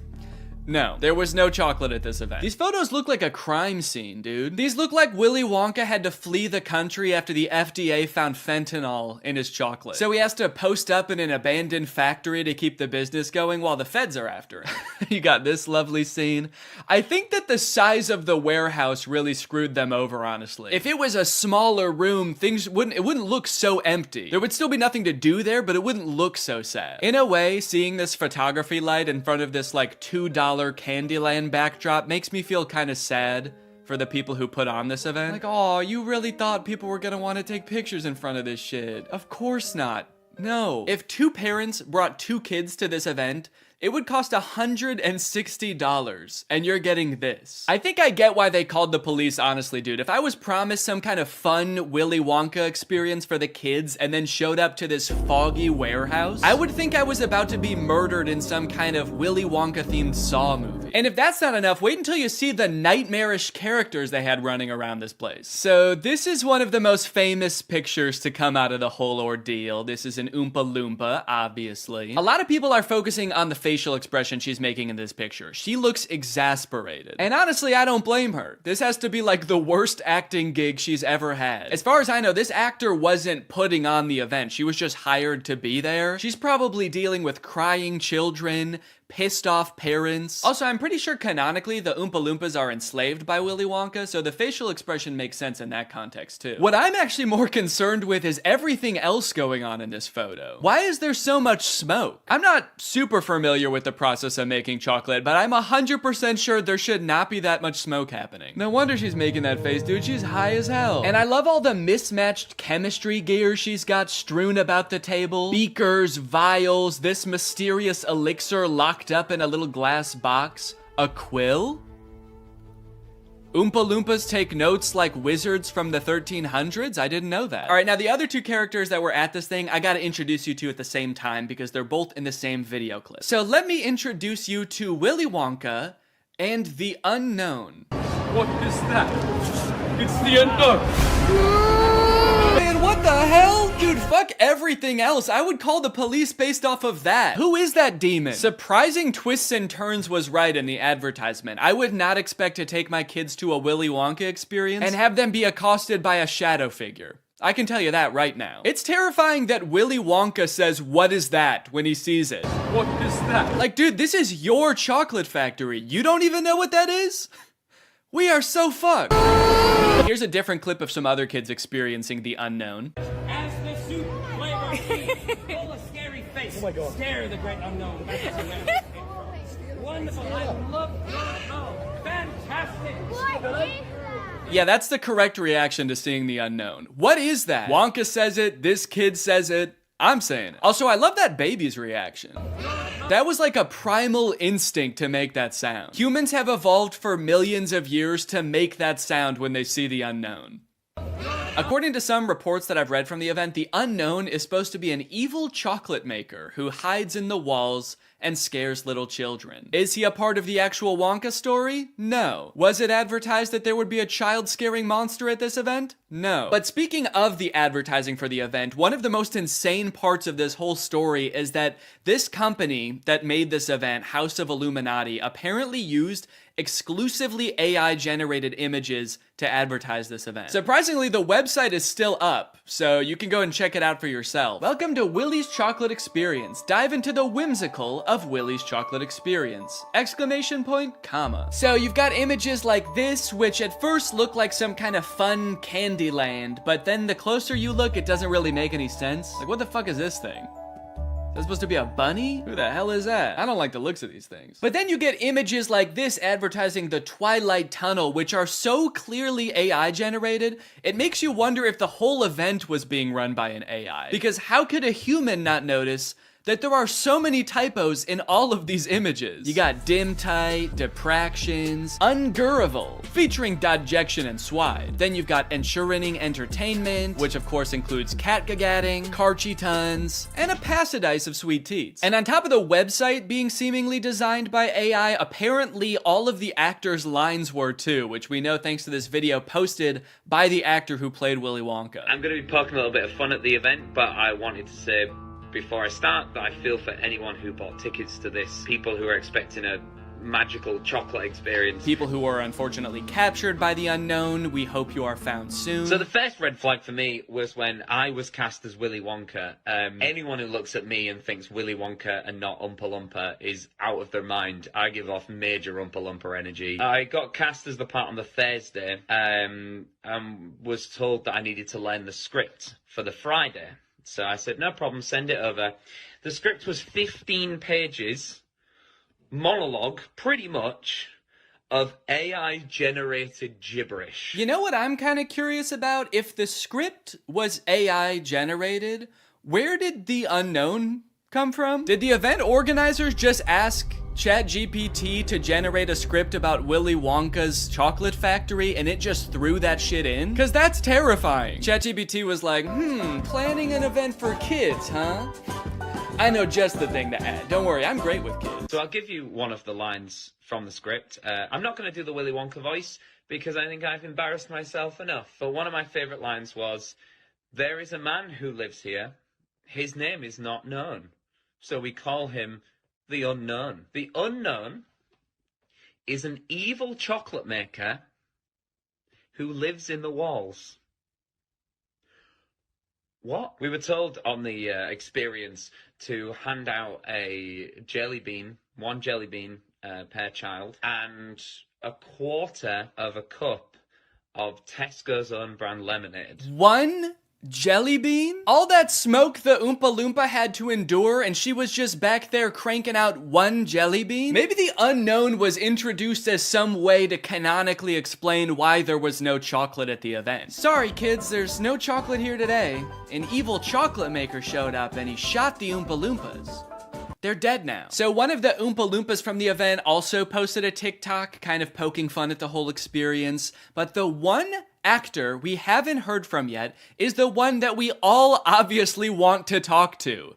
The unknown. Unknown, we need to know your story. What was your inspiration for your performance? How did you get into character? The unknown must have had the worst time of any of the actors because, like, you got hired to do a performance of Willy Wonka and you got cast as a character that's not in Willy Wonka? Just like an evil spirit that lives in mirrors? And then your job for an entire day is to scare and confuse unsuspecting children who have no clue what they're in for. Every time a kid came around that corner, you just know The unknown was like, God damn it, I gotta traumatize another kid. The Oompa Loompa from the famous photo ended up doing an interview with Vulture where she describes the moment that children saw her for the first time, and it is very sad. Tell me about the moment as the kids started coming in. Did you see the innocence leave their eyes? They were quite upset. I think they were confused, but it was more the parents. I just looked at them, and I think they must have known when they looked at me. An older couple said to me, I really, really hope you get paid well for this. This sounds like she's describing people witnessing the wreckage of a tsunami or something. It's crazy. Each individual person that laid eyes on her had to take a second to mourn. When you say walk through, how long are we talking here to walk through this event? I'm telling you, this would have taken about 2 minutes. I've never experienced anything like this in my life. Dude, honestly, that's kind of smart because like 2 minutes isn't even long enough to process like the first stages of grief. You're getting these people in and out before they can even realize they got scammed, you know? They don't even know what the fuck just happened. After the police were called, people started getting refunded, the story blew up. The director of the company who put on this event did eventually apologize. I'm really shocked that the event had fallen short of the expectations of people on paper. Yeah, dude, on paper the event was awesome. No chocolate, abandoned warehouse, smoky Oompa, just like the movie. There was every intention to hold the event from the pictures. Despite not being the best light, hopefully you'll be able to see that there was every intention to hold the event. No, we know you were planning on holding the event. That's kind of the problem. I think a lot of people wish you didn't. Unfortunately, there were unforeseen circumstances and the event didn't come to light. He's like, we were not expecting that evil chocolate maker to show up. The unknown ruined the event. These issues were technological in nature. We had ordered a holographic paper that didn't arrive on time. The holographic technology in itself is absolutely fabulous technology, and unfortunately, there was a delay in postage. Holographic paper? No, I don't think that was the problem with the event, actually. The lack of holographic paper. Look, I don't know what holographic paper is, but based on his reliance on ChatGPT and Midjourney, I do not trust his opinion of absolutely fabulous technology. So I'm just gonna go ahead and assume the holographic paper would not have helped. Well, gang, this is surely an event that will go down in the history books. I hope you enjoyed this video. If you're new here and you're not subscribed yet, make sure you subscribe and turn on my notifications to join Greg. I'll see you guys next time. Bye-bye. What's up, Greg? I hope you're having a very spooky October. So I mentioned this last year in a tweet and also in the description of Spooky Man, but I know not everybody saw it, so I wanted to make this video filling you guys in. There will be no new spooky song this year, or ever again. I'm sorry, I know a lot of people look forward to them. I made Spooky Boy in, gosh, 2017, and at the time I thought it was just gonna be kind of a fun one-off song to spread a little bit of holiday cheer for my favorite holiday, and people enjoyed it. And to my surprise, the next year I started getting requests to do a sequel, which I was not expecting, because I don't know if songs usually get sequels, and maybe that should be more of a thing. Imagine Super Bass 2. Epic bass. But anyway, I made a sequel for Spooky Boy, and then I made another one, and before I knew it, it was kind of like a little spooky tradition that every year I would make a spooky song. But I don't know if you've ever tried writing more than 4 songs about the exact same thing, but it's hard. And don't get me wrong, I'm still a spooky person, okay? I haven't abandoned the spook. But at this point, I kind of feel like I've just written the same song 3 times and then another time, but sexy. And I just kind of feel like I'm out of spooky bars. I'm out of clever Halloween puns. I'm out of catchy Halloween melodies. And trust me, I've experimented with a ton of different spooky song ideas, but just none of them hit the same. In fact, as a little goodbye to this yearly spooky tradition and the spooky saga as a whole, why don't I show you a few of my rejected spooky songs? Man, look at all these spooky songs. There's a lot of memories in here. And I really did try everything. I mean, look at Spooky Lad. I'm actually a spooky lad. I've got a spooky mum, a spooky dad. I've got a spooky cup, a spooky tea. I'm dressed as a spooky queen for Halloween. Man, that was a trip. Some of these I don't even remember. Spooky goofball? What is that? I'm a spooky goofball, spooking through the night. I'm a spooky goofball boy. Fuck with me, I'll give you quite a fright. Yeah, I don't even know how that could have been a full song. Also, it didn't feel spooky, really. It just felt silly. Oh man, Spooky Girl? That was a special one. My spooky world just don't spin around without you. My spooky boo. And every Halloween I don't go looking for tricks and treats. Oh no, this Halloween I just need my spooky girl. I guess that one doesn't really fit because that's talking about someone else. It's not even talking about me. I'm not the spooky girl. Now, Spooky DJ, on the other hand, that shit slapped. It's a spooky party, yeah. And I'm a spooky DJ. I play the spookiest tracks. It's a spooky party, a spooky party. Nobody's having fun because my songs are too spooky. Everybody's terrified. So thank you guys for enjoying the spooky songs. I did really enjoy making them, and you know what? Even though I'm not making any more, you can still listen to the whole spooky saga. Those songs aren't going anywhere. And you know what? They're probably way better than any spooky song I could possibly make now because I'm all out of ideas. So go ahead and throw them into a playlist, listen to them all October long, and even after that too, because a real spooky boy is spooky all year round. And yeah, happy Halloween! What's up, Greg? If you've seen my video about the Disney Channel original movie Zombies, then you know I have some deeply troubling feelings about that movie. It's a very poorly made, weird, cobbled together metaphor for racism, and on top of that, a lot of the lore surrounding the zombies doesn't make any sense. So I ended up walking away from that movie feeling like I had so many unanswered questions, which is why when I found out there are 2 more movies in this franchise, I was honestly thrilled. I could actually get some answers to my questions. They'll dive into the lore a little bit deeper. Then I watched the movie and realized that was a very dumb assumption to make. This movie does not answer any of the questions that you might have had about the first movie. In fact, it introduces a whole bunch of new lore that is even more confusing and also kind of contradicts with the lore from the first movie. Now, all of that might lead you to believe that this movie is gonna be really bad, like even worse than the first movie. But honestly, this movie is not that bad. Also, it has 100% on Rotten Tomatoes, so technically speaking, this is a perfect film. So strap in and get ready, because I don't know if you've ever seen a technically perfect film before, but this is what one looks like. The movie starts off right away, changing the lore that we all know. Welcome back to Seabrook, where belonging is everything. Wait, so these beasts are different beasts? These are a different sect of beasts? Which sparked an epic battle. There was a war? Seabrook settlers bravely fought off the monstrous attack and discovered a powerful energy source. And that mysterious power source basically powered the entire town until that one fateful day when it blew up and created beasts. Different beasts. These are different beasts than the beasts we just saw. This is a very beast-heavy town. The beasts were a distant memory. Seabrook forgot monsters could be real. So, hold on. You guys didn't think to mention this during the first movie? How could you tell us a history of Seabrook and neglect to mention the battle with mythical creatures that transpired? What else are you hiding from us? And what about this mysterious power source that runs the entire city? Don't you think during the 200-year since this happened, someone should have, looked into this? Made it a non-mysterious power source? They were like, we'll call this beautiful land Seabrook. We'll build a school to teach our young, a hospital to treat our ill, and a power plant that might blow up. We do not know. Because cheerleaders are having fun at cheer camp, zombies are entering all facets of normal human life. Zed's dad has even been hired as the project manager to demolish the old power plant, which I'm sure will have little to no consequence in this story. The message of the song is undermined a little bit when the cheer captain Bucky launches an underclassman into the air with a high-powered water bazooka called the Buckzooka.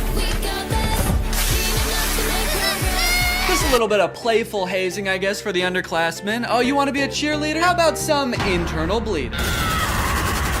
That's hazing, baby. Nobody joins an organization that I've already joined and gets away with it. And while I do wish someone would rush this poor girl to the hospital, I do have to admit, the song does slap. The music in the first movie sucked in my opinion, but the production quality of not just the music, honestly, but the whole movie is way better in this one. Probably as a result of the success of the first movie. The first one was very popular. So they were like, look, this next movie, you know, it's not gonna make any sense, but it's gonna look fantastic. The lighting on that girl as she flies through the air with 12 broken ribs is gonna be so good. Addison is hoping that Zed will write to her while she's at cheer camp. They have a bit of a love connection going on, as you'll remember from the first movie, but Addison never will get those letters because the older cheerleaders are shredding them and turning them into pom-poms for the underclassmen to use. Addison, I hate to say it, I don't think these cheerleaders are teaming up to make progress with you. I think they're conspiring to ruin your life. On the way home from cheer camp, love is in the air. Cheerleaders are asking each other to prawn. Yes! I got invited to prawn. Which is Seabrook's version of prom. Their mascot is like a shrimp or something, so I guess that's why it's called that. And for the first time this year, zombies are allowed to go to prawn. Bree is actually hoping that Bonzo will ask her to prawn. To form werewolves would probably be super expensive to do and make look good. But also, you guys didn't have to make a movie about werewolves. That was your choice. You already had a whole universe with zombies in it. You didn't have to add another creature. Or you could have kept the movie exactly the same as it is and just not called them werewolves. You could have made up a new creature. Just called them outdoor teens. It would have made sense. But no, you had to drag werewolves into this. You said this movie will be about werewolves. It will be an integral part of the story. And our costume budget will be $4. A few scenes later, they jump to the conclusion that the werewolves want to attack them so bad. Addison leaves the interaction totally unscathed. They didn't do anything to her, but the whole town, even the zombies, are like, ooh, the werewolves want to kill us so bad. We better kill them first. And eat them. Typical zombies. So the leaders of the town decide to reinstate all emergency monster laws. All anti-monster laws are reinstated. This sets up one of the big conflicts in the movie because, as you know, Addison wants to go to prawn with Zed, but one of these anti-monster laws is that zombies aren't allowed to go to prawn anymore. Zombies can't go to prawn. Ouch. And when I say one of them, I firmly believe that is the only emergency monster law. It's the only one they talk about in this entire movie. They let so much else slide in this movie, but that's the one thing they're like, no, we cannot have zombies at prawn this year. Ouch. You'll see in a bit why that's so strange, but right now we gotta go check in with the werewolves because they're setting up a conflict of their own. And you know we don't have much time. Our necklaces are almost out of power. So the werewolves all wear this stone around their neck. It's called Moonstone, and it's sort of what gives them their power. I guess it's like some kind of mysterious power source or something. But it turns out that like 200 years ago, somebody or some group of people stole all of the Moonstone from them. So their reserves are running low and they're all gonna like die because they don't have their Moonstone. But some of the werewolves think that Addison fulfills a prophecy that the werewolves have about some white-haired lady who's gonna lead them to more Moonstone. This is the kind of lore that gets you a 100% on Rotten Tomatoes. Even if the girl is the great alpha. A girl? The great alpha? I'll believe it when I see it. Is any excuse not to show the werewolves do anything werewolfy in this movie. All right, we've got to find this girl. How would werewolves accomplish such a task? We could use our wolf noses. What? No, no, what is wrong with you? No! We could ask around? Yes! Also, for those of you wondering, yes, that is baby Ariel from Musical.ly. She used to be like the most followed person on Musical.ly. I always wondered what happened to her. Guess she lives in the woods now. We find the girl, and if she's the great alpha, she'll tell us where the Moonstone is hidden. We go in the morning. We go tonight. That's right. They're not gonna wait around. They have to go tonight. So they march out of the Forbidden Forest, down the streets, and into Seabrook High, singing about how they own the night.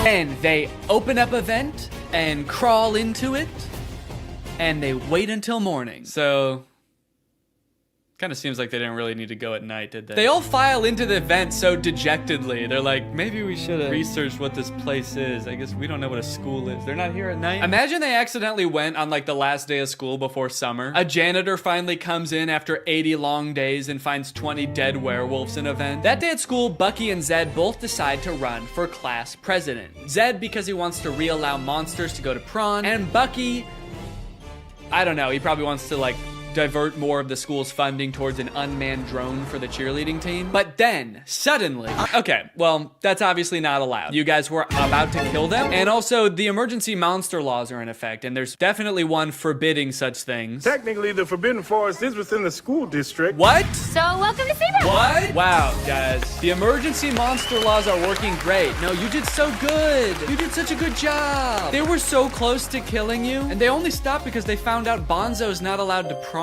So, good rule. So just like that, the werewolves enroll at Seabrook High. And wait a minute, all of the werewolves look the same age. Are they all teenagers? Or are some of them like 80 years old? Are some of them babies? And how does that work in dog years? Are they going to classes? I don't even know if they know how to write. They're not gonna be able to find the Moonstone. They're gonna be too busy failing all their classes. So Zed is worried about losing the class president election to Bucky, so he decides to go over the new untapped voter base the werewolves. Werewolves of the swing vote. Okay, at this point in the song, they're just having fun with it, man. They're just splashing around. I don't even think they're trying to convince the mayor anymore. He's not even in that part of the power plant. He's just standing alone in the main entrance now. You can hear music just vaguely echoing through the plant. Okay, I get it. I think I figured it out like 20 minutes ago, guys. Okay, so I've got good news and I've got bad news. The good news is they decide not to blow up the power plant. Stop the detonation. The bad news is the demolition guy accidentally does it anyway. Shut it off. I can't. And also, Addison finds out she's actually not a werewolf. That is Zombies 2, and now it's time to talk about our sponsor. This video has been sponsored by...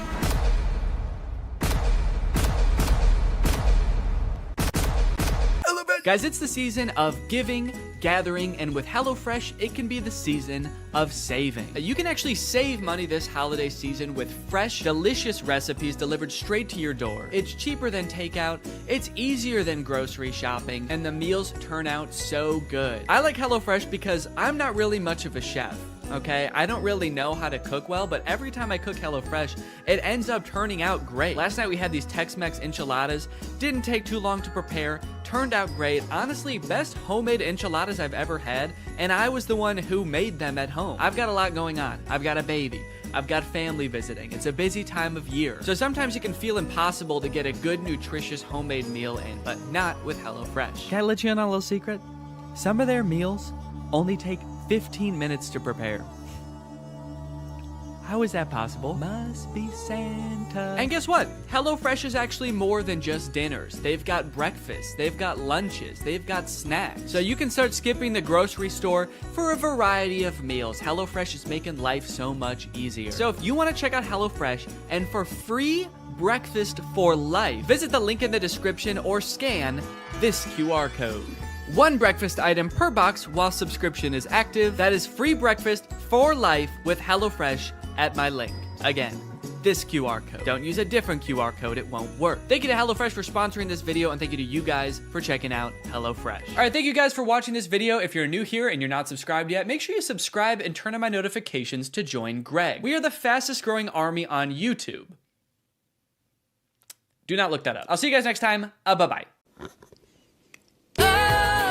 What's up, Greg? I've wanted to make a video about the High School Musical movies ever since I started making videos about DCOMs almost 5 years ago. More so as just an excuse to go back and watch them, because when I was a kid, I really liked these movies. And if you're a millennial, chances are you did too. And you were also too scared to admit that to any of your friends. I don't know why as an 11-year-old I felt the need to pretend that I didn't like a movie that was, you know, made for 11-year-olds. As if all my friends were gonna be like, High School Musical? I don't know, man. Sounds a little immature to me. I only watch war footage. I'm a very violent young man. Either way, something I did not realize as a kid is how low budget these movies were. The first movie was made on a budget of $4.2 million, which might sound like a lot, but Zombies 3, which is a newer DCOM, cost $40 million to make. In Zombies' defense, though, they needed the money. Those werewolf costumes looked pretty expensive. Real high school using real students as extras. In fact, they were so strapped for cash, they couldn't even afford a real title. Apparently, High School Musical was just the working title for the script, and they were like, we'll come up with a better one eventually, and then they didn't. I'm very excited to see if these movies hold up to my jaded adult eyes.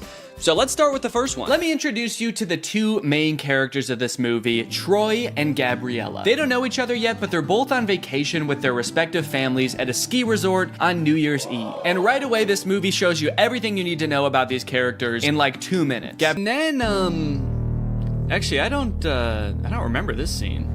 Yeah, I don't know what happens here at all. Looks like the teacher is about to maybe give some kind of speech about today's sponsor? This video is sponsored by the Pokemon Company International. And they've sponsored this video because they want me to share some very exciting news with you. A Pokemon Day celebration is taking place in Pokemon trading card game Pocket right now. There's a new themed booster pack, Triumphant Light. And players can receive 3 booster packs for free just by logging in. And these booster packs, mind you, are guaranteed to contain at least 1 card of 4 diamond rarity or higher. By completing special missions, you can also obtain a unique display playboard, as well as space-time smackdown packs, 500 trade tokens, 12-pack hourglasses, 24 wonder hourglasses, 24 trade hourglasses. Not to mention, at the end of March, ranked matches are coming to the game. So get your favorite decks ready and get ready to battle, baby. Pokemon Trading Card Game Pocket is a free-to-start game, available right now for download on iOS or Android. So go to this link or click the link in the description to join now. Log in, have some fun, and enjoy the Pokemon Day celebration. And now back to Troy. But unbeknownst to him,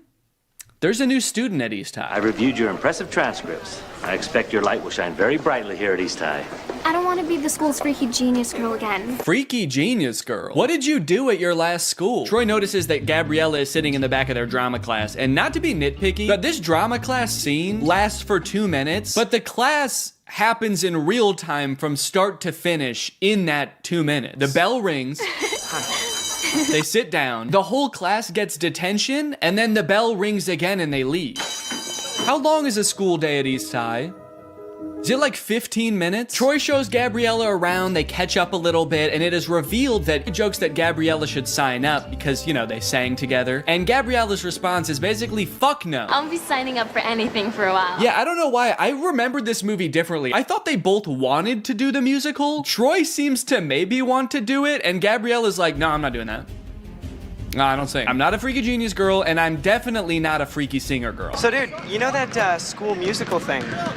Troy, the music in those shows isn't hip-hop, okay, or rock. It's like show music. Yeah, and you guys would never do anything like sing show music, right?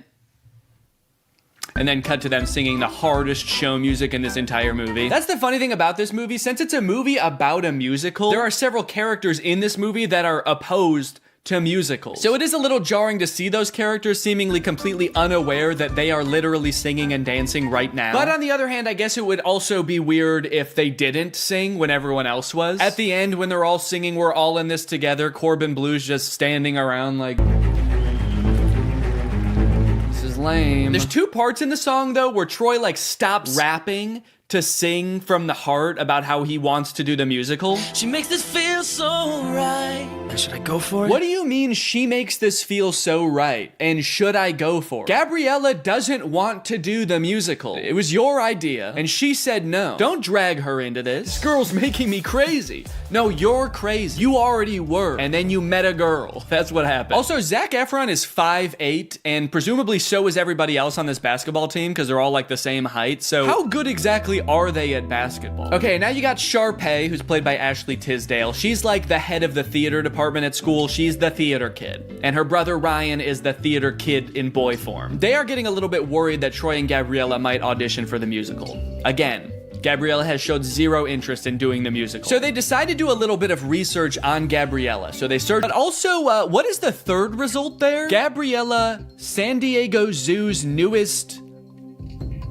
What is Gabriella at the San Diego Zoo? Ryan's like, oh, that's interesting. Look, it's terrified. Hey, don't worry, it's me. The one who tries to hump your leg all the time, it's me. Don't worry, I'm a grown man now. And I still want to fuck your leg. So they're standing in the rain. Lisa is so confused that she passes out for like 3 seconds. She is not taking this well, but we do finally get an explanation as to why Prince was a dog. In my past life, I was punished from being a cheating playboy.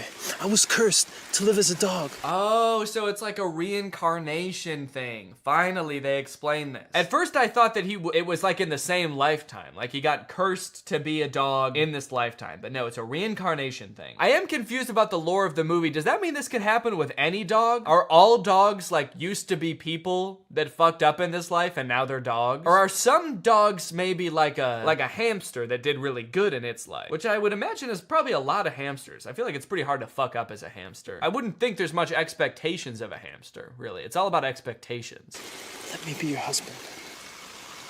God, thanks for answering my prayer.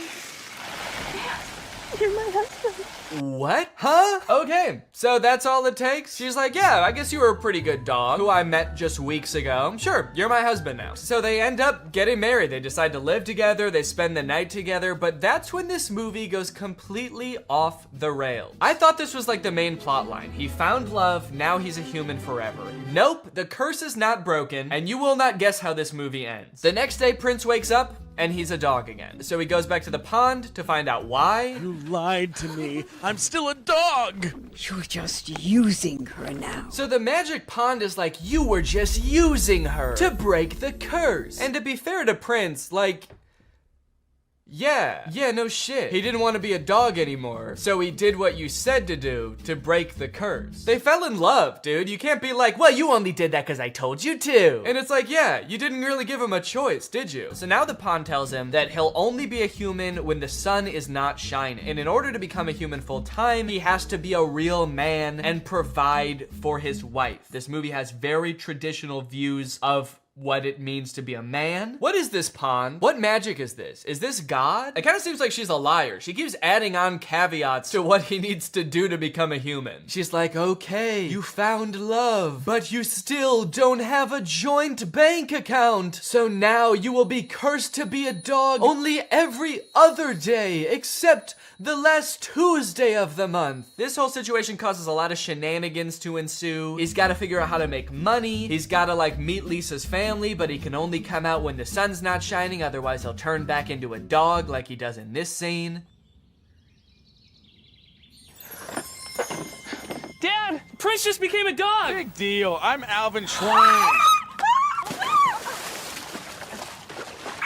How stupid. What kind of idiot doesn't know how to swim? All right, grab on, you pizza-faced cinderblock. Pizza-faced cinderblock? Dude, that's so mean. What the hell is up with this dog? Why is his dog persona so vastly different than his human persona? Every time he turns back into a dog, he's like, what, you never seen a man turn into a dog before? Fuck you, I'm Alvin Flame. Screw you and this ugly-ass broad. I'm out of here, dude. Okay.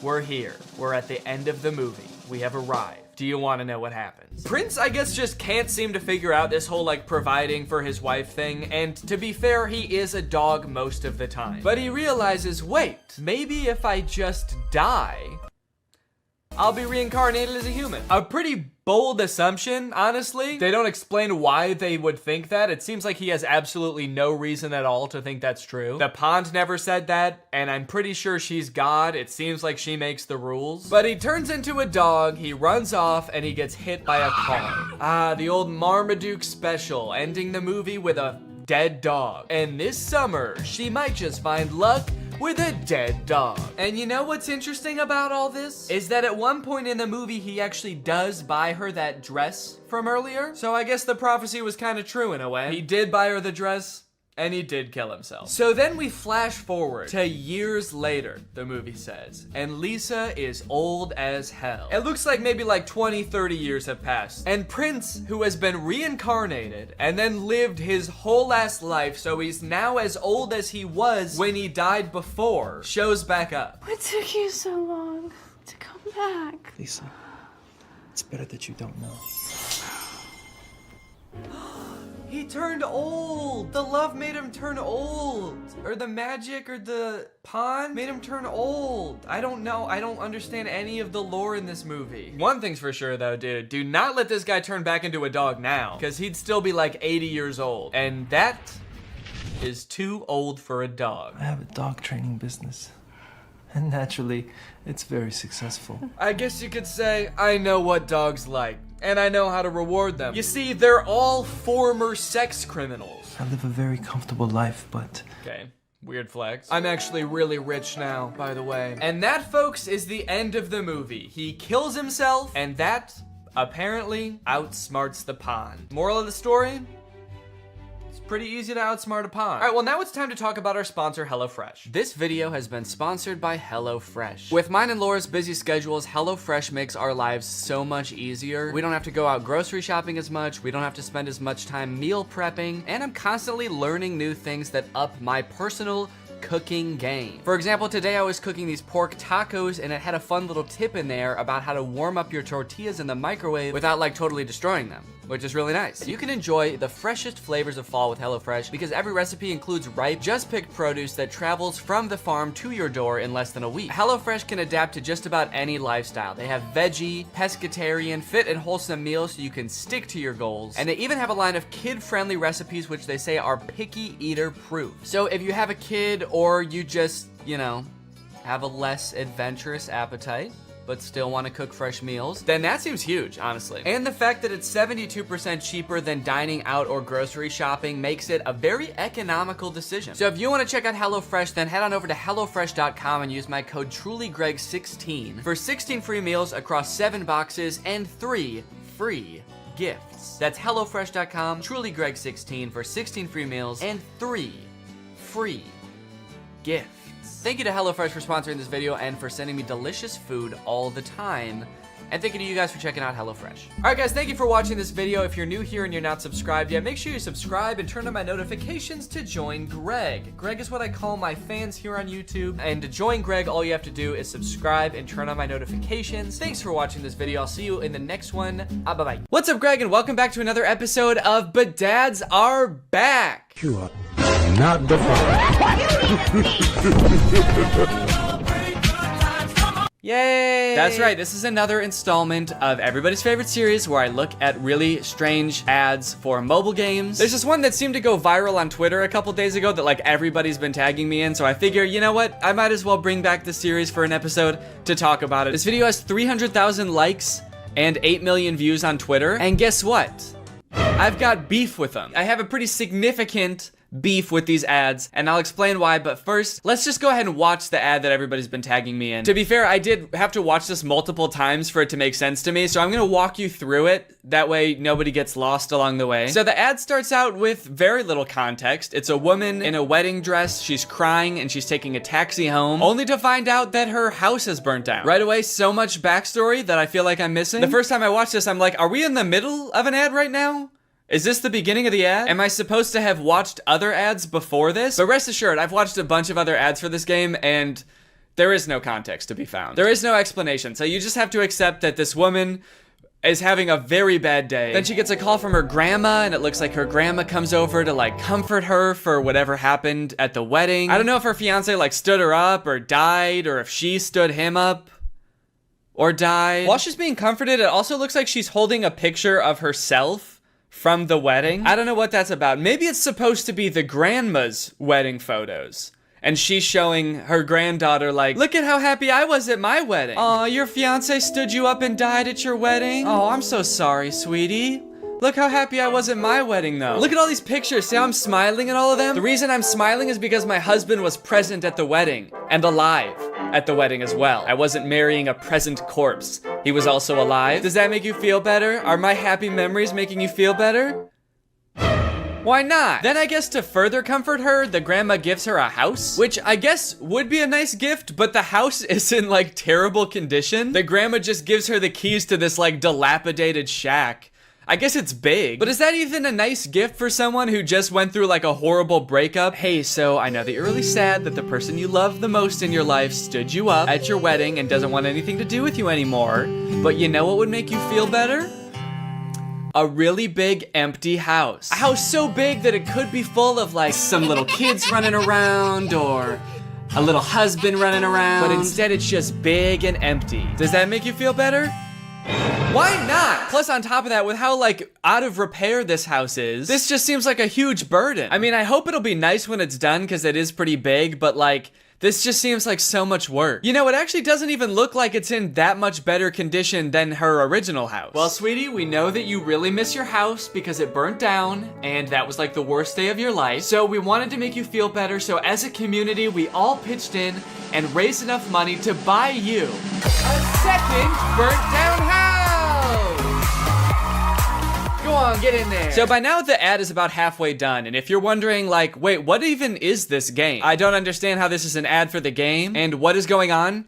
You're not alone. But luckily they take a pause from the story real quick to show us some actual gameplay from the game. And it's just like a home improvement game, like a gardening and fixer-uppy game. In fact, you might notice that it has kind of like a similar vibe to Lily's Garden, which I talked about like, I don't even know how long ago, like a year ago?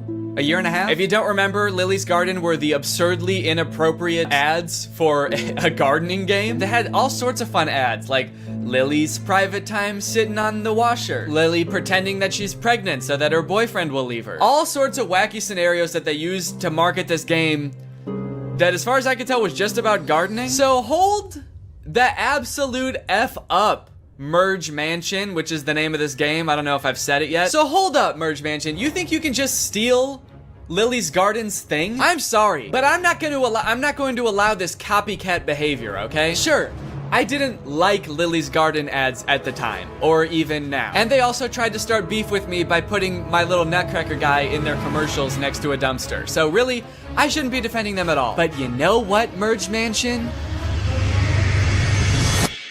Stop it. It's also just like so over the top for a game about just like home improvement. Is all of this context and backstory necessary? Would this be important to me if I downloaded the game? Would I use this information at all? So I've got an empty spot in my garden. I can either plant a tree or build a statue. Keeping in mind that my fiance did either die or stand me up on my wedding day, I think the choice is actually pretty clear. I'm going back to therapy.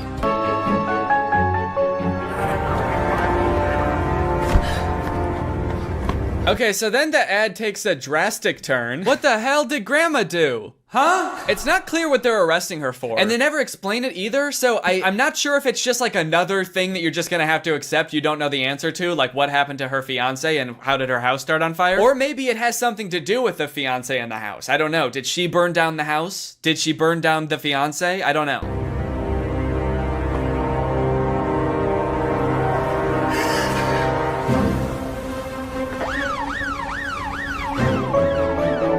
And there you go, that's the whole ad. He is alive. Oh, rats, Merge Mansion. Just when I think I figured out some of the context of this ad, you go and pull the rug right out from under me.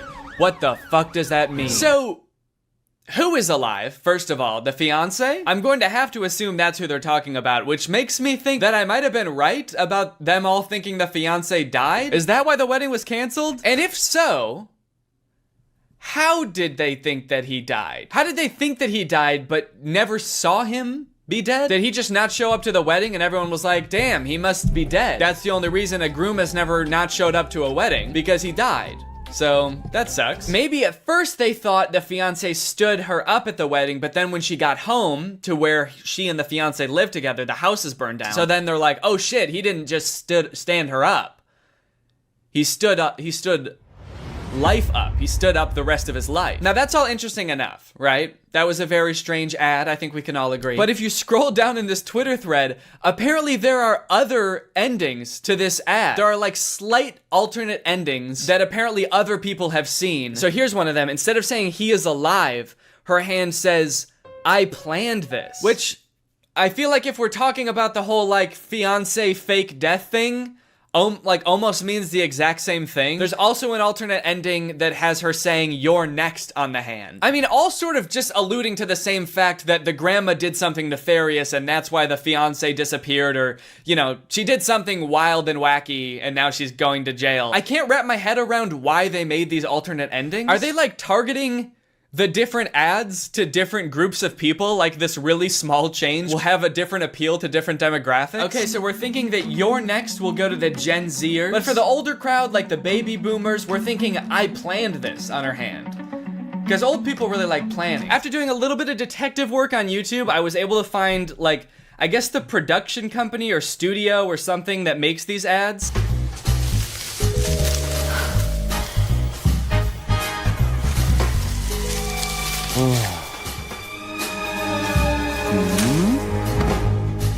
Okay, so that ad is about having a threesome. Does the game, I just want to know, does the game have anything to do with these ads? This home improvement game? I can't imagine it does. Okay, so now I'm out in the garden and here's a bush. What do I want to do here? I can either water bush, cut bush, have sex with two people hiding in bush. It's interesting that this is like the studio that makes these ads because they have a little description. Merge Mansion, a hit game from Metacore, needed 3 different ads full of warmth, humor, and drama.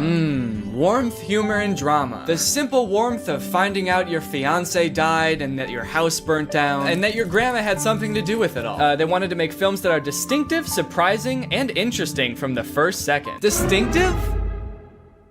Try telling that to Lily's Garden, dude. I'm actually in love with this Twitter thread though, because once this tweet started picking up traction and a bunch of people started seeing it, everybody started replying with weird ads that they've seen. And yeah, there's some weird ass ads out there. I haven't done this series in a while, and it turns out that developers have been going buck wild, dude. That's all I can say. Look at this.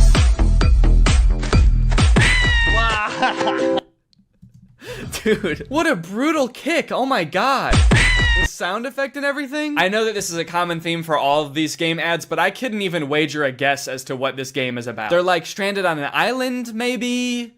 Like a desert island. But also this dude is like doing a little stripper pole dance for this girl. It's this fun new game where a group of people get stranded on a desert island and they have to start a new society. And instead of implementing money as currency, they implement pole dancing and lap dances, weirdly enough, as currency. And instead of jail, you just get punted. This next ad is one of the weirdest things I've ever seen, and I'm not exaggerating. And there's no way you'll believe me unless I just play it, so here you go.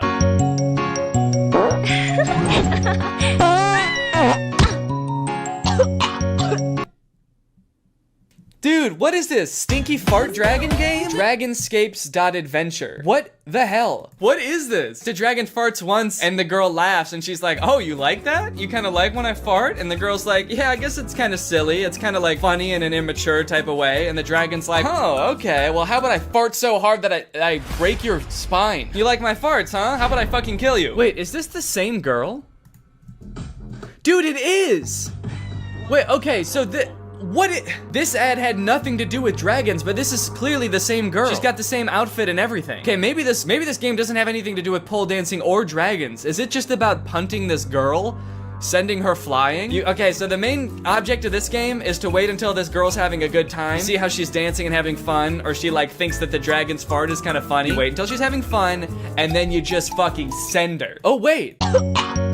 In the very last frame, it looks like now she's on an island by herself. So is this like the backstory for how she gets stranded on Stripper Pole Island? She was just having a good time washing her dragon and then she got like farted onto a deserted island? Maybe I'm reading too much into this. Is this even a real game?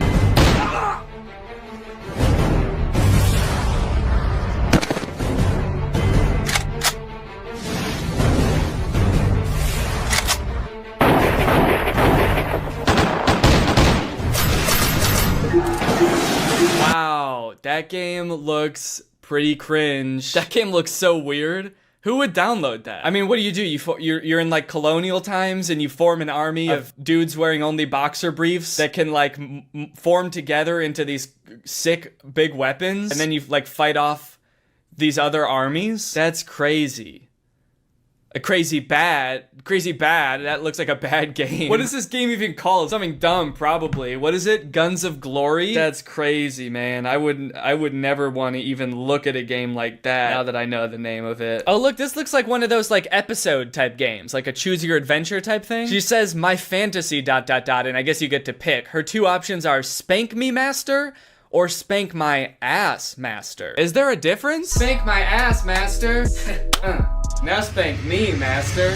Anyways, guys, I think that's enough badads for now. Now it's time for a good ad. Thanks to our sponsor, Sleeper. You guys, let me tell you about today's sponsor, Sleeper. Sleeper is a fantasy sports platform. It's an app that's available on the App Store and the Google Play Store, but it's not just any fantasy platform, it's the best fantasy platform for all of your fantasy football, basketball, and for gamers like me, it's even got esports. The reason I think Sleeper is the best fantasy platform out there is because they've got personality, dude. I mean, look at this app. It's got a sleek, modern design. It's got a beautiful UI, very clean, laid out just right. They've got all the features you're used to in fantasy apps and more. They've got social features like voice and text chat, which means leagues that use Sleeper have more fun. They chat more, they react to moves that happen all season long, and it all comes with 0 ads. If you don't have a group of friends to play with, that's fine because Sleeper just released a matchmaking feature that will help you find the league that's right for you. So if you and your friends want to take your fantasy sports league to the next level, then download Sleeper in the App Store or Google Play. The link will be in the description. Thank you to Sleeper for sponsoring this video, and thank you to you guys for checking out Sleeper. All right, well, thank you guys for watching this video. I hope you enjoyed it. If you're new here and you're not subscribed yet, make sure you subscribe and turn on my notifications to join Greg. We're basically the fastest growing army on YouTube. Please do not look that up, but it is true. All right, well, thanks again for watching, and I hope you guys have a nice rest of your day, and I'll see you next time. Bye. This video is over now. Go find something else to watch, or just watch this video. I know we had a lot of fun, but you can't stay on this end screen forever. No. This video is over now. So why are you still watching this? What's up, Greg, and welcome back to another episode of Boomers Getting Fooled by AI on Facebook. Gang, there is an epidemic going on right now. While we all grew up with our parents telling us not to believe everything we read online, it is now time for us to return the favor. It is time for us to warn them that 90% of the content they see on Facebook is not real. All this started for me when I got this image on my timeline. Now, to the average person, this might look like your average great photograph. After all, dogs do this sort of thing all the time. But being the internet sleuth that I am, I was a little bit skeptical. For one, what are the dogs doing right here? Like, what is that? Are they chewing up some kind of pillow or animal carcass or something? Hey guys, my 6 golden retrievers paused in the middle of tearing apart a deer carcass to pose like this, completely unprompted. I gotta admit, this is a pretty great photograph, but also I am very scared. I'm worried they're performing some kind of ritual. So this image doesn't seem right with me, but nobody else in the comments seemed to notice it was weird looking, so maybe I'm just crazy. Connie said, absolutely gorgeous. And then someone replied to that and said, you looking good in your picture. And a great comment. Whoa, dude. What? What a weird time to shoot your shot, dude. That was so out of the blue. Yeah, and actually, you know what's hotter than those dogs? You. And your comment. Hotter than the dogs? There's other weird parts of this image, like this dog that's either sitting on another dog or melted into another dog, but it is by far not the worst image on this account. You know, they say some people's dogs look exactly like their owners, and I think this is a great and terrifying example of that. There's a mix of responses on this image. Somebody should call the cops. Absolutely love. Creepy. Okay. Kinda mean. Look, I think we can all agree it's a terrifying image, but that baby did not choose to be born half dog, okay? He was probably cursed by a witch. Please be nice to him, he has enough to deal with. Plus, you haven't even seen this full image. You'd be really creeped out if you saw that this dog actually has human feet and ass. As I began to click on these AI-generated photos on Facebook, I started to get recommended them more and more, to the point where now, when I go on Facebook, it's pretty much just AI-generated content. This is another account that I found that posts images like this. It always seems to be a child sculpting something very impressive out of trash. And the people in the comments just eat this stuff up, dude. Great work. Keep it up. Great talent. Nice one. Thanks. What do you mean, thanks? Did you ask the kid to build this? Oh, finally. The kid I hired to build me a car is done with it. I can't wait to drive it around. I am 2 feet tall and a caveman, so this is perfect for me. All of the images in this genre give off the vibe of like, oh, look at this poor kid. He probably lives in a rural African country. He's probably poor, doesn't have many resources. But despite all that, somehow he is an incredible sculptor. Somehow he's defied all logic and found 1 million cloves of garlic to recreate the Titanic with. Could you do us a favor, guys, and just toss him a like? Could you just do it or he'll cry? They're like baiting you into feeling bad for them and thinking they're cute so that you'll engage with the picture, obviously encouraging them. But I gotta say, honestly, this kid, I don't feel bad for him at all. This kid has so much garlic. This kid is like a garlic kingpin. You know this isn't all of his garlic either. He's probably got a garlic Lamborghini, a garlic mansion where he parks this garlic yacht. He's living better than me. This dude is the garlic Mr. Beast. Not to mention, he's way more defended against vampire attacks than any of us. Great work. Beautiful artwork. Where does he get all this garlic from? Okay, it is nice to see people questioning the validity of this image. Part of me does kind of think that they're not actually questioning whether the image is real or not. They just legitimately think that he got the garlic through nefarious means or something. I'm asking myself the same question, and garlic is expensive. They're turning on the kid. Thief! A garlic thief! This kid is stealing garlic from people who need it. Must have some pretty big pockets to steal all that garlic, young man. That must be why your arms are so long. You use them for sneaking and stealing. I'm Sam, and I made this from real wood.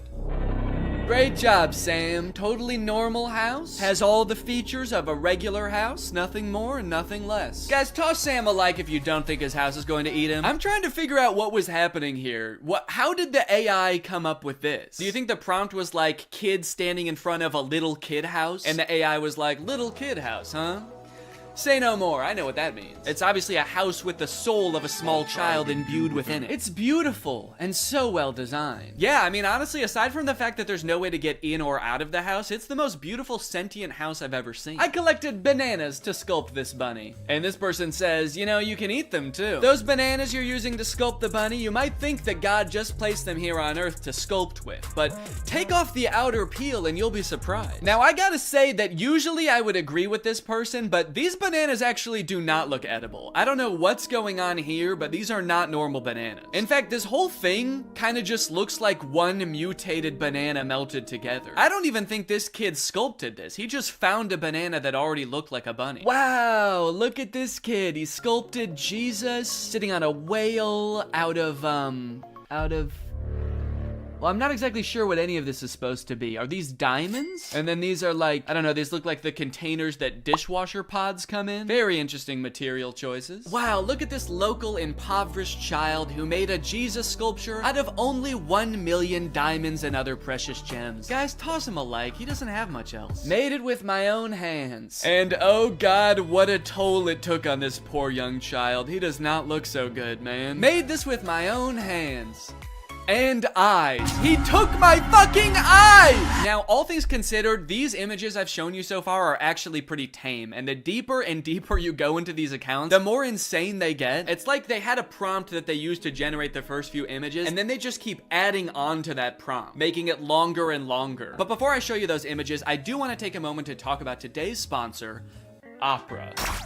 Opera is a browser that puts all default browsers to shame with its fun look and a ton of great features. And it's actually the browser I used to browse Facebook for this entire video, and let me just say, this thing browses Facebook like nobody's business. Just like AI images on Facebook, another thing ruining the usability of the internet is ads, plastered all over an article you're trying to read, trying to pry your attention away from what you're doing. I feel like I need blinders on sometimes when I'm using the internet. But Opera has an ad blocker built right into the browser. Just switch it on with one click, and suddenly web pages look so much nicer. Not to mention the fact that they also actually run smoother and faster with the ad blocker turned on. Like to listen to music while you're working? Who doesn't? I would be listening to music right now if I wasn't filming this video. That would be very distracting. Well, Opera has a music player built right into the sidebar of the browser, which works with Spotify, Apple Music, Deezer, Tidal, and more, so that you don't have to constantly be switching between apps. This makes me feel much more productive when I'm working to just have everything in one neat, tidy place. You also have the ability to take snapshots right within the app. You can add text, add stickers, turn it into a silly meme or a YouTube thumbnail. Then you can send them to friends using messengers like Facebook Messenger, WhatsApp, and Telegram, which are also built right into the sidebar of the browser. If you're working on the go, as I often do with my trusty laptop, you can switch on the battery saver with just one click, extending your browsing time by up to an hour. So if you want to check out Opera, it's totally free. Just use the link in my description to download Opera today. Thanks to Opera for sponsoring this video, and thank you to you guys for checking out Opera. Okay, like I was saying, the prompts just seem to keep getting longer and longer. It seems like one of the big tricks that these accounts use to get people to engage with them is by including Jesus or other Christianity symbols in their images. So this account at first just posted Jesus in the sand. This guy sculpted this gigantic Jesus thing. Everybody thinks it's beautiful. The caption is, "Why don't pictures like this ever trend?" Clearly baiting people to engage with it and like the picture. But then after Sand Jesus, I saw Sand Jesus on a log. Then I saw Sand Jesus on a log on a guy. Then I saw Sand Jesus on a log on 20 guys. Is there an AI that is also coming up with the prompts in the first place? Because like, who is coming up with these? These don't even seem like something a human being would come up with. Like in this one, why is Sand Jesus holding a smaller Sand Jesus? And why is he on like a runaway log? Like this guy is like, oh no, my Sand Jesus on a log with another Sand Jesus. It's getting away. Say what you want, but this is definitely my favorite part of the Bible. Another interesting thing about these pictures are the comments. Like all of the comments on the vast majority of these images is just amen, amen, amen, amen, amen, amen, amen, amen, amen, amen, amen, amen. No questions, no concerns, just amen, amen, amen, amen, amen, amen, amen. Construction worker making Jesus using only a hammer. Amen, amen, amen, amen, amen, amen. There's an entire genre on Facebook of AI generated images of Jesus made out of vegetables. And then show this on the screen with like a scary sound effect. Dun, dun. And you'll never guess what the comments are. Amen, amen, amen, amen, amen, amen. On these images, you will not find a single comment questioning what is going on here? Has this always been a thing? I don't think I've ever seen anything like this before. No one's questioning why these kids' hands are facing the wrong way. Why, if he is made out of vegetables, are his eyes so blue and lifelike? And obviously, I'm not trying to make fun of Christianity at all here. If anything, I think these pictures are kind of disrespectful to Christianity because they're just like using these fake, ridiculous images to bait people into engaging with their profile so that they make money. But you should already know by now, it gets worse. It gets way worse than vegetable Jesus, dude. You got crab Jesus, you got shrimp Jesus, and of course you have another shrimp Jesus. Amen, amen, amen. Who is this for? It's on like a legitimate Facebook account. This account has 117,000 followers. Who is meant to appreciate this image? Christian shrimp? Hey man, shrimps gotta get to heaven too. How else can they be saved from their shellfishness? I'm convinced that there was not a human running this account at all. I think this account was conceived of, created, and is currently run by an AI. There was never a human involved. And not only that, I'm also starting to suspect that the comments are also bots. There is no other explanation for the amount of engagement on these pictures, and like serious engagement. And also all the comments are like saying the same things, and they're all very generic. So it feels very bot-like. So if that is true, then technology has created a corner of the internet where an AI is interacting with another AI, and they both think the other one is a human. Does that not just feel wrong? Like, I kind of feel like a third wheel just being on this page. Learning that AIs interact with other AIs without humans watching at all feels like learning that, like, ghosts hunt other ghosts. Thought they were here to scare us. What the hell? And of course, the caption of Shrimp Jesus is, made it with my own hands. Do me a favor and destroy it with your own hands. How about that? Can you unmake it, please? Another popular thing for them to add into these images seems to be flight attendants. There was a lot of flight attendant-centric AI-generated images, oftentimes with Jesus as well. And I'm assuming that whatever this account started off posting was more tame than this, like it kind of made sense. The caption is beautiful cabin crew, Scarlett Johansson. So I don't know if it had something to do with Scarlett Johansson on a flight or something, and then the AI just kept changing the prompt over and over until it was this. Here's another one with the exact same caption. I like that a good amount of the comments on this one say good luck. Good luck, amen. Good luck, amen, ma'am. I have no fucking clue what's going on here, but good luck or congrats? I don't know, man. It's crazy how much these accounts post. If I just scroll through here, you can see these accounts post literally hundreds, if not thousands of times a day. Just post after post of nonsensical images. What is this? What is this supposed to be? And it's like, why? Do they make money from this? I've scrolled a lot through these types of pages, and I've never seen like a sponsored post or anything. So it's not like they're doing ads for companies using the following that they've built with these pages. Because like, who would the ads even be targeted to? Christian shrimp? After doing some research, I found this video that this guy made called Make Money Posting AI Art on Facebook Using Free Tools, where he basically explains that you can sign up for Facebook's monetization program, and basically you get paid kind of like on YouTube based on how many views your image gets, and I think on Facebook it has something to do with how many likes. So some of these accounts might be making bank. Most people think that clickbait is some shady, taboo, weird kind of topic, when in fact, all it is trying to get a click. Yeah, guys, clickbait is not necessarily a bad thing, just as long as you're honest about what you're delivering.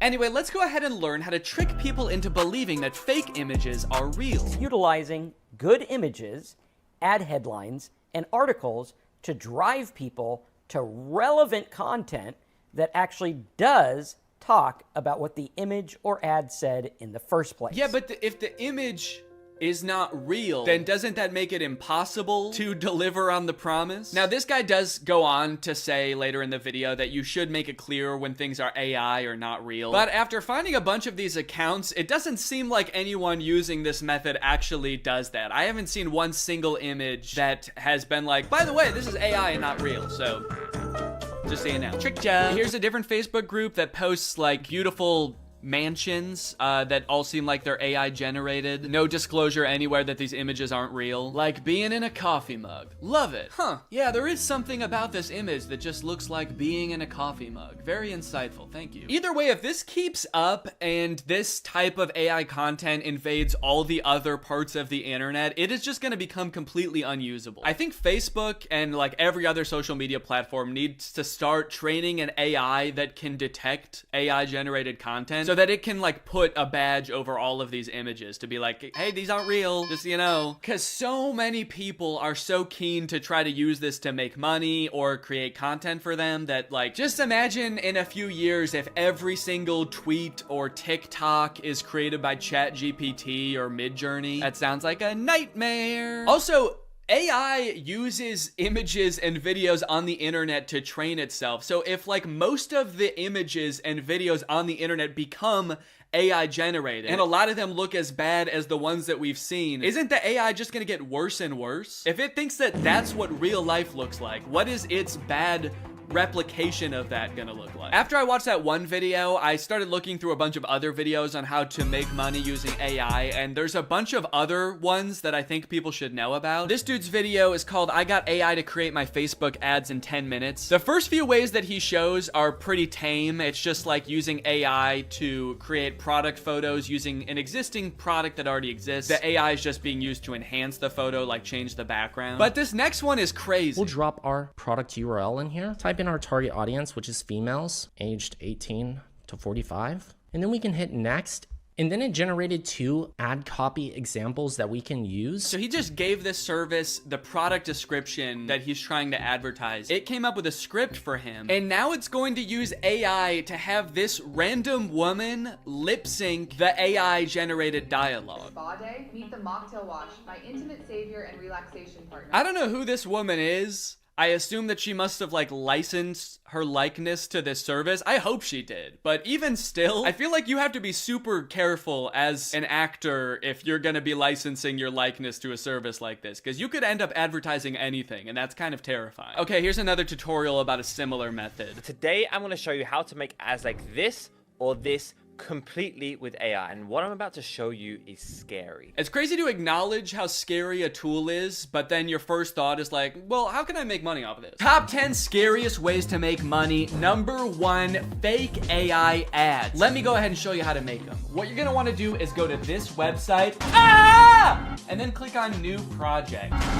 So he shows this ad for his website that sells licorice, which has gotta be like the most whimsical business idea I've ever heard of. But he reveals after the ad is done playing that like half of the people in this ad were AI. Or at least like the video was real, but their lips were AI and the dialogue was AI. Some of the creators in this ad are AI. Hey, entrepreneurs, have you ever wondered why testimonials like this work so well? How, like, it's because people assume that the people on their screen are real people talking about a product that they genuinely enjoy, thus giving the product more credibility and maybe generating fake videos of fake people endorsing your product who have never experienced your product because computers cannot eat licorice is maybe a little bit unethical? I'm kind of starting to think that this guy doesn't care, and that he thinks that we're all dumb. When we are speaking to people on the newsfeed, they are in their dumbest, most stupidest, dumbest state. Don't worry if you feel bad lying to people, guys.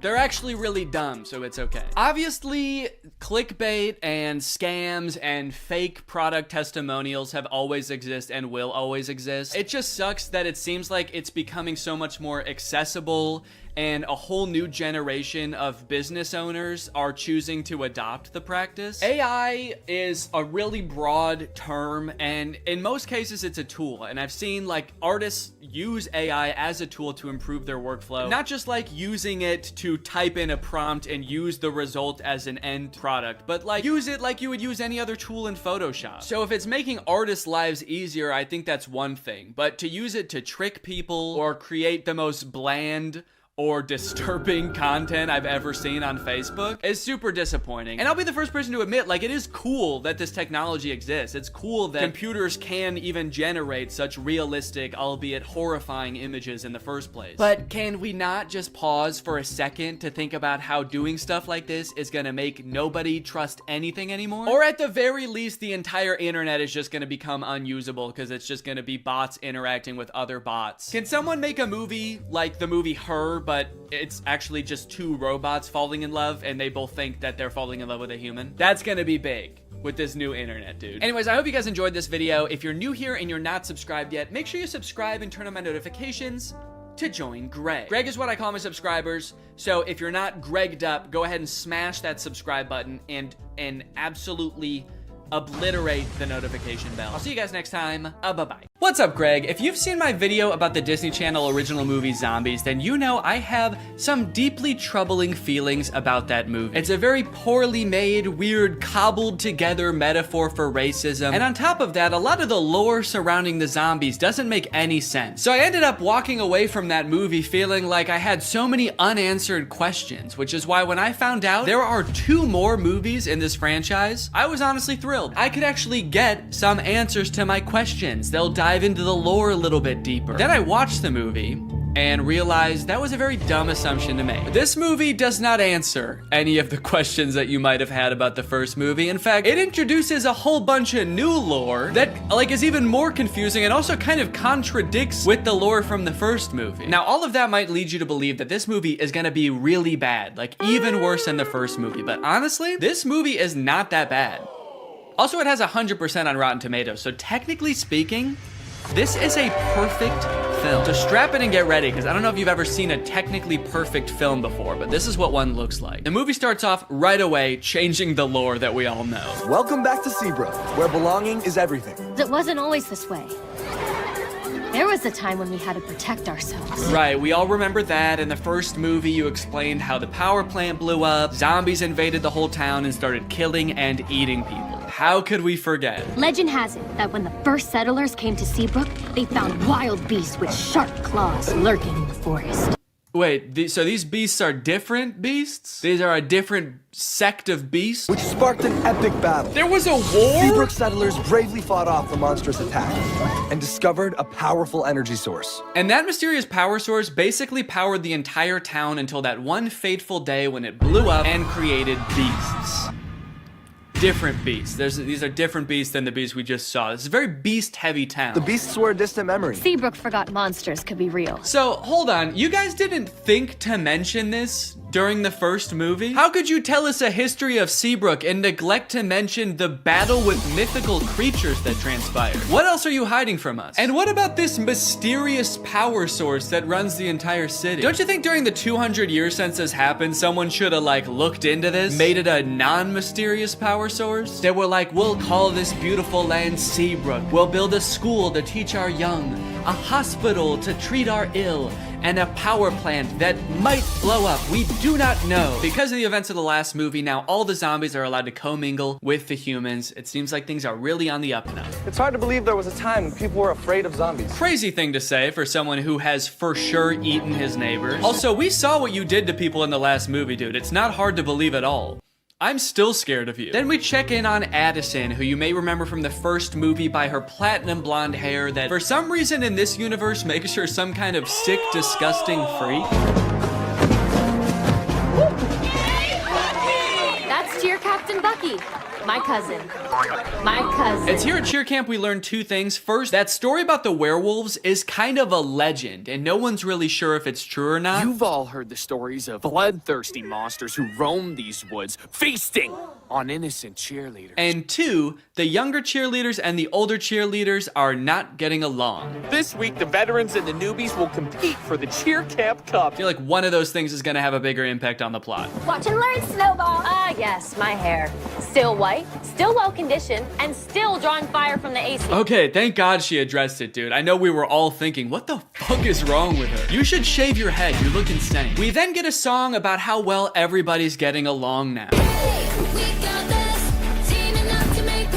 The cheerleaders are having fun at cheer camp. Zombies are entering all facets of normal human life. Zed's dad has even been hired as the project manager to demolish the old power plant, which I'm sure will have little to no consequence in this story. The message of the song is undermined a little bit when the cheer captain Bucky launches an underclassman into the air with a high-powered water bazooka called the Buckzooka.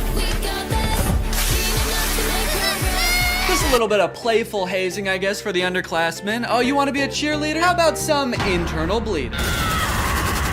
That's hazing, baby. Nobody joins an organization that I've already joined and gets away with it. And while I do wish someone would rush this poor girl to the hospital, I do have to admit, the song does slap. The music in the first movie sucked in my opinion, but the production quality of not just the music, honestly, but the whole movie is way better in this one. Probably as a result of the success of the first movie. The first one was very popular. So they were like, look, this next movie, you know, it's not gonna make any sense, but it's gonna look fantastic. The lighting on that girl as she flies through the air with 12 broken ribs is gonna be so good. I wish that I could call. I hope you get my letter.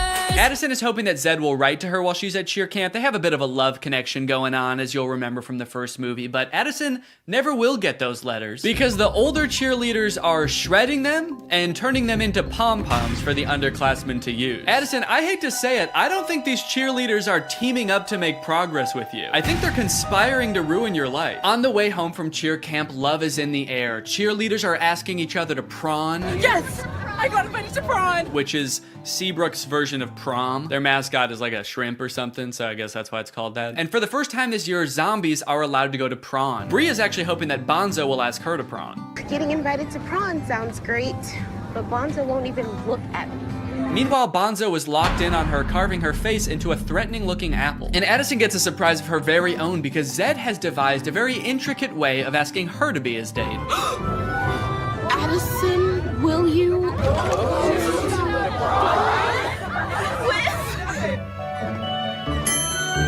Zed! Uh-oh.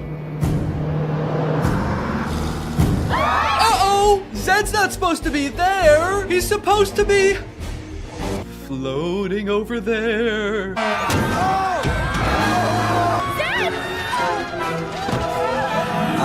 Addison, help! I'm gonna fucking die! Addison! The bus crashes into a gated forest called the Forbidden Forest. And Addison goes running off to find Zed, but what she ends up finding are werewolves. We're surrounded by werewolves. So here's where the movie started to lose me a little bit, and I know this is a perfect film, so this is probably something wrong with me, but I feel like when I look at these werewolves, they're not werewolves. They're just teenagers living in the woods wearing dead animals. You might be thinking, okay, these are people who are gonna become werewolves at some point. No, these are what the werewolves look like. They even go out of their way to show a full moon in one of the shots to be like, no, this is as werewolf as they're gonna get. These are outdoor teens with dead animals on. That's what werewolves are. And that's just how it is for the entire movie. And on one hand, I guess I understand because like true to form werewolves would probably be super expensive to do and make look good. But also, you guys didn't have to make a movie about werewolves. That was your choice. You already had a whole universe with zombies in it. You didn't have to add another creature. Or, you could have kept the movie exactly the same as it is and just not called them werewolves. You could have made up a new creature. Just called them outdoor teens. It would have made sense. But no, you had to drag werewolves into this. You said this movie will be about werewolves. It will be an integral part of the story. And our costume budget will be $4. A few scenes later, a werewolf sneaks into the town of Seabrook and finds a drawing of like an actual werewolf that Zed's little sister drew, and he takes it back to the other werewolves and they all start making fun of it.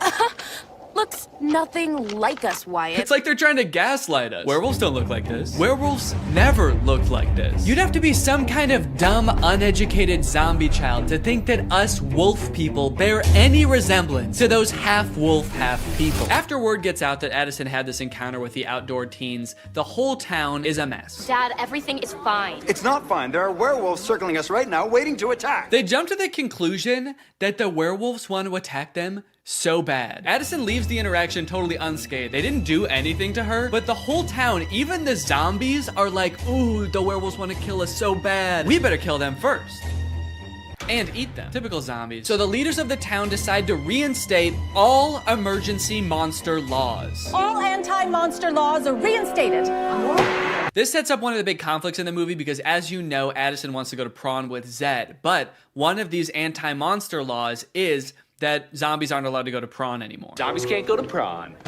Ouch. And when I say one of them, I firmly believe that is the only emergency monster law. It's the only one they talk about in this entire movie. They let so much else slide in this movie, but that's the one thing they're like, no, we cannot have zombies at prom this year. Ouch. You'll see in a bit why that's so strange, but right now we gotta go check in with the werewolves because they're setting up a conflict of their own. And you know we don't have much time. Our necklaces are almost out of power. So the werewolves all wear this stone around their neck. It's called Moonstone, and it's sort of what gives them their power. I guess it's like some kind of mysterious power source or something. But it turns out that like 200 years ago, somebody or some group of people stole all of the Moonstone from them. So their reserves are running low and they're all gonna like die because they don't have their Moonstone. But some of the werewolves think that Addison fulfills a prophecy that the werewolves have about some white-haired lady who's gonna lead them to more Moonstone. This is the kind of lore that gets you a 100% on Rotten Tomatoes. Even if the girl is the great alpha. A girl?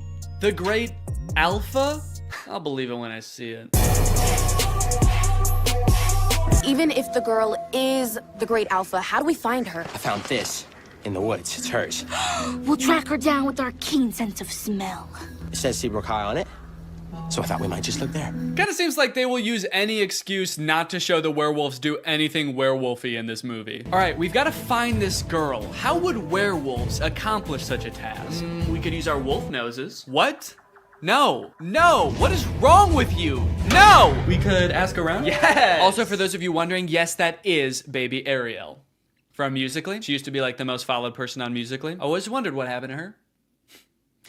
Guess she lives in the woods now. We find the girl, and if she's the great alpha, she'll tell us where the Moonstone is hidden. We go in the morning. We go tonight. That's right. They're not gonna wait around. They have to go tonight. So they march out of the Forbidden Forest, down the streets, and into Seabrook High, singing about how they own the night.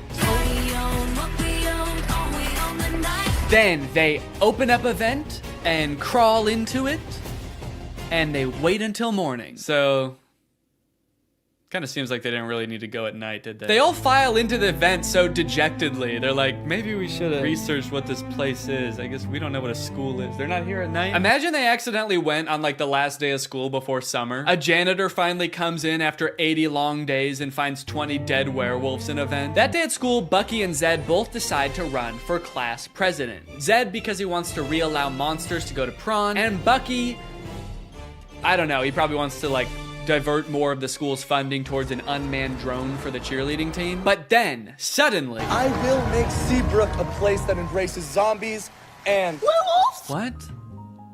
Where? Oh, there? What a lucky guess. How can you tell? People peering in through glass doors? Yep. Those teens live outdoors. Man,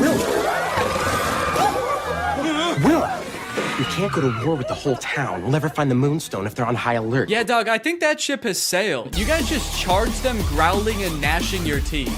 I think they're on high alert. Hey, all that stuff we did back there, that was we were just messing around. We're just a bunch of friendly teens. Don't look at her. Do not look at her. Sorry. We werewolves so admire your town, and we just came here to join your school. Okay, well, that's obviously not allowed. You guys were about to kill them, and also the emergency monster laws are in effect, and there's definitely one forbidding such things. Technically, the Forbidden Forest is within the school district. What? So welcome to Seabrook. What? Wow, guys. The emergency monster laws are working great. No, you did so good. You did such a good job. They were so close to killing you, and they only stopped because they found out Bonzo's not allowed to prawn, so good rule. So just like that, the werewolves enroll at Seabrook High. And wait a minute, all of the werewolves look the same age. Are they all teenagers? Or are some of them like 80 years old? Are some of them babies? How does that work in dog years? Are they going to classes? I don't even know if they know how to write. They're not gonna be able to find the Moonstone. They're gonna be too busy failing all their classes. So Zed is worried about losing the class president election to Bucky, so he decides to go over the new untapped voter base The werewolves. Werewolves of the swing vote. Hello, wolves. I'm Zed. Do it like the zombies do. Yeah, for some reason I feel like the werewolves aren't gonna care who becomes the class president. They don't know what a president is. They don't know what school is. They live in the woods and they wear moonstone, dude. You have no fucking clue. Come on, we've got moves to bust. Throughout this whole movie, Addison has her own thing going on too, where she just feels like she doesn't belong anywhere. That's right, despite being a bleach blonde cheerleader at a Disney Channel high school who was literally elected captain of the cheerleading team in this movie, she just doesn't fit in. I don't feel like I belong anywhere, where. Which makes her that much more susceptible when the werewolves come a-knocking. The werewolves are starting to get desperate, and given that they think that Addison is the great alpha, which again, she could not be, they bring her back to their cave and ask her for help. I believe you're the great alpha. I believe you're a werewolf. That's it. That's why she doesn't fit in. That's why she has ugly hair. It's because she's a different species. It finally makes sense. So they do a little dance, they do a little wardrobe change, and now she's a werewolf. Damn, that was a fast costume change. Did she know they were gonna rip her clothes off down there? This seems terrifying if she didn't. The rest of the gang gets worried when they realize Addison is gone with the zombies, so Zed shows up and he just fucking kills one of them. Holy shit, dude. And we never see that guy again. I think he's dead. The explosion came from Seabrook Power. Seabrook Power is the birthplace of zombies. A little lime soda mixed with some mysterious energy, and then bam! Zombies. Nice story, but it doesn't concern us. Nice story about you and your unknown electricity fuel, but we've got our own problem. We're looking for a mysterious power source. But it does concern you, Willa. That could be your moonstone, right? Oh, shit, she's right. So for the rest of the movie, Addison is like pretending to be a werewolf. She shows up to school the next day and she's like, I'm a werewolf. I've always been a werewolf and I've always known I was a werewolf. Addison, if you ever expect to be cheer captain... Well, maybe I don't. Maybe I'm not meant to be cheer captain. Maybe I'm meant to be eating gerbils. What do werewolves do? I actually don't know what they do. I know I am one, I just don't know what we do. Then we get the presidential debate between Zed and Bucky, and this is how all presidential debates should go. I'm a real human. There's no danger in that. They're real monsters. Man. What if they turn back? There should be singing. There should be choreography. One of the sides should be claiming that the other is a dangerous beast. And President Biden, how would you respond to that claim? He wants to eat me! He's trying to fucking eat me! The demolition of the power plant is imminent, so the werewolves rush there to stop the mayor from destroying all their moonstone. Via song? It does not go very well. Arrest them! Oh my god, dude, he said arrest them, not gas them. Colloidal silver. That'll tame those beasts. You know, for a government that just found out werewolves exist, they sure seem to have the exact chemical compound that would hurt them most. Colloidal silver shuts down their nervous system instantly. Just a hunch. Then Addison and the cheerleaders show up, and then Zed and the zombie show up, and now they're all singing, trying to convince the mayor to shut this thing down. Okay, at this point in the song, they're just having fun with it, man. They're just splashing around. I don't even think they're trying to convince the mayor anymore. He's not even in that part of the power plant. He's just standing alone in the main entrance now. You can hear music just vaguely echoing through the plant. Okay, I get it. I think I figured it out like 20 minutes ago, guys. Okay, so I've got good news and I've got bad news. The good news is they decide not to blow up the power plant. Stop the detonation. The bad news is the demolition guy accidentally does it anyway. Well, shut it off. I can't. And also, Addison finds out she's actually not a werewolf.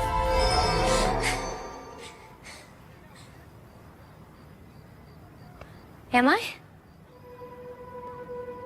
Bree's like, I don't know. They sort of just look like regular people to me. You look like a teenager who lives outside. She's not a werewolf. Oh, That's so embarrassing, dude. We all saw you act like a werewolf. You dressed up like one and everything, dude. No! Don't worry, this movie does end with them finding a way to access the Moonstone underground. They transport it to Prawn, and then they dance all night in the iridescent glow of this mysterious power source that is surely exposing them all to a dangerous dose of radiation. And then at the very end of the movie, they hint at another sequel, which seems to have something to do with aliens. Weird. And that is Zombies 2. And now it's time to talk about our sponsor. This video has been sponsored by...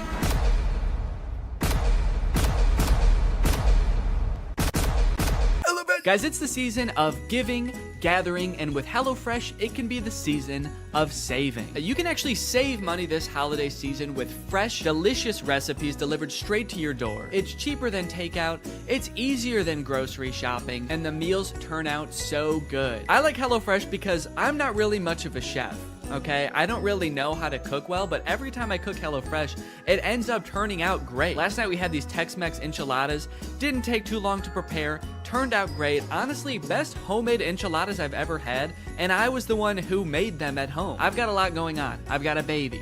I've got family visiting. It's a busy time of year. So sometimes it can feel impossible to get a good, nutritious homemade meal in, but not with HelloFresh. Can I let you in on a little secret? Some of their meals only take 15 minutes to prepare. How is that possible? Must be Santa. And guess what? HelloFresh is actually more than just dinners. They've got breakfast, they've got lunches, they've got snacks. So you can start skipping the grocery store for a variety of meals. HelloFresh is making life so much easier. So if you want to check out HelloFresh and for free breakfast for life, visit the link in the description or scan this QR code. One breakfast item per box while subscription is active. That is free breakfast for life with HelloFresh at my link. Again, this QR code. Don't use a different QR code, it won't work. Thank you to HelloFresh for sponsoring this video, and thank you to you guys for checking out HelloFresh. All right, thank you guys for watching this video. If you're new here and you're not subscribed yet, make sure you subscribe and turn on my notifications to join Greg. We are the fastest growing army on YouTube. Do not look that up. I'll see you guys next time. Bye-bye. What's up, Greg? I've wanted to make a video about the High School Musical movies ever since I started making videos about DCOMs almost 5 years ago. More so as just an excuse to go back and watch them, because when I was a kid, I really liked these movies. And if you're a millennial, chances are you did too. And you were also too scared to admit that to any of your friends. I don't know why as an 11-year-old I felt the need to pretend that I didn't like a movie that was, you know, made for 11-year-olds. As if all my friends were gonna be like, High School Musical? I don't know, man. Sounds a little immature to me. I only watch war footage. I'm a very violent young man. Either way, something I did not realize as a kid is how low budget these movies were. The first movie was made on a budget of $4.2 million, which might sound like a lot, but Zombies 3, which is a newer DCOM, cost $40 million to make. In Zombies' defense, though, they needed the money. Those werewolf costumes looked pretty expensive. And then, actually, I don't remember this scene. Yeah, I don't know what happens here at all. Looks like the teacher is about to maybe give some kind of speech about today's sponsor? This video is sponsored by the Pokemon Company International. And they've sponsored this video because they want me to share some very exciting news with you. A Pokemon Day celebration is taking place in Pokemon Trading Card Game Pocket right now. There's a new themed booster pack, Triumphant Light. And players can receive 3 booster packs for free just by logging in. And these booster packs, mind you, are guaranteed to contain at least 1 card of 4 diamond rarity or higher. By completing special missions, you can also obtain a unique display board, as well as Space-Time Smackdown packs, 500 trade tokens, 12-pack hourglasses, 24 Wonder Hourglasses, 24 Trade Hourglasses. Not to mention, at the end of March, ranked matches are coming to the game. So get your favorite decks ready and get ready to battle, baby. Pokemon Trading Card Game Pocket is a free-to-start game, available right now for download on iOS or Android. So go to this link or click the link in the description to join now. Log in, have some fun, and enjoy the Pokemon Day celebration. And now back to Troy. But unbeknownst to him, there's a new student at East High. I reviewed your impressive transcripts. I expect your light will shine very brightly here at East High. I don't want to be the school's freaky genius girl again. Freaky genius girl? What did you do at your last school? Troy notices that Gabriella is sitting in the back of their drama class, and not to be nitpicky, but this drama class scene lasts for 2 minutes, but the class happens in real time from start to finish in that 2 minutes. The bell rings. They sit down, the whole class gets detention, and then the bell rings again and they leave. How long is a school day at East High? Is it like 15 minutes? Troy shows Gabriella around, they catch up a little bit, and it is revealed that Troy jokes that Gabriella should sign up because, you know, they sang together. And Gabriella's response is basically, fuck no. I'll be signing up for anything for a while. Yeah, I don't know why. I remembered this movie differently. I thought they both wanted to do the musical. Troy seems to maybe want to do it, and Gabriella's like, no, I'm not doing that. No, I don't sing. I'm not a freaky genius girl, and I'm definitely not a freaky singer girl. So, dude, you know that school musical thing?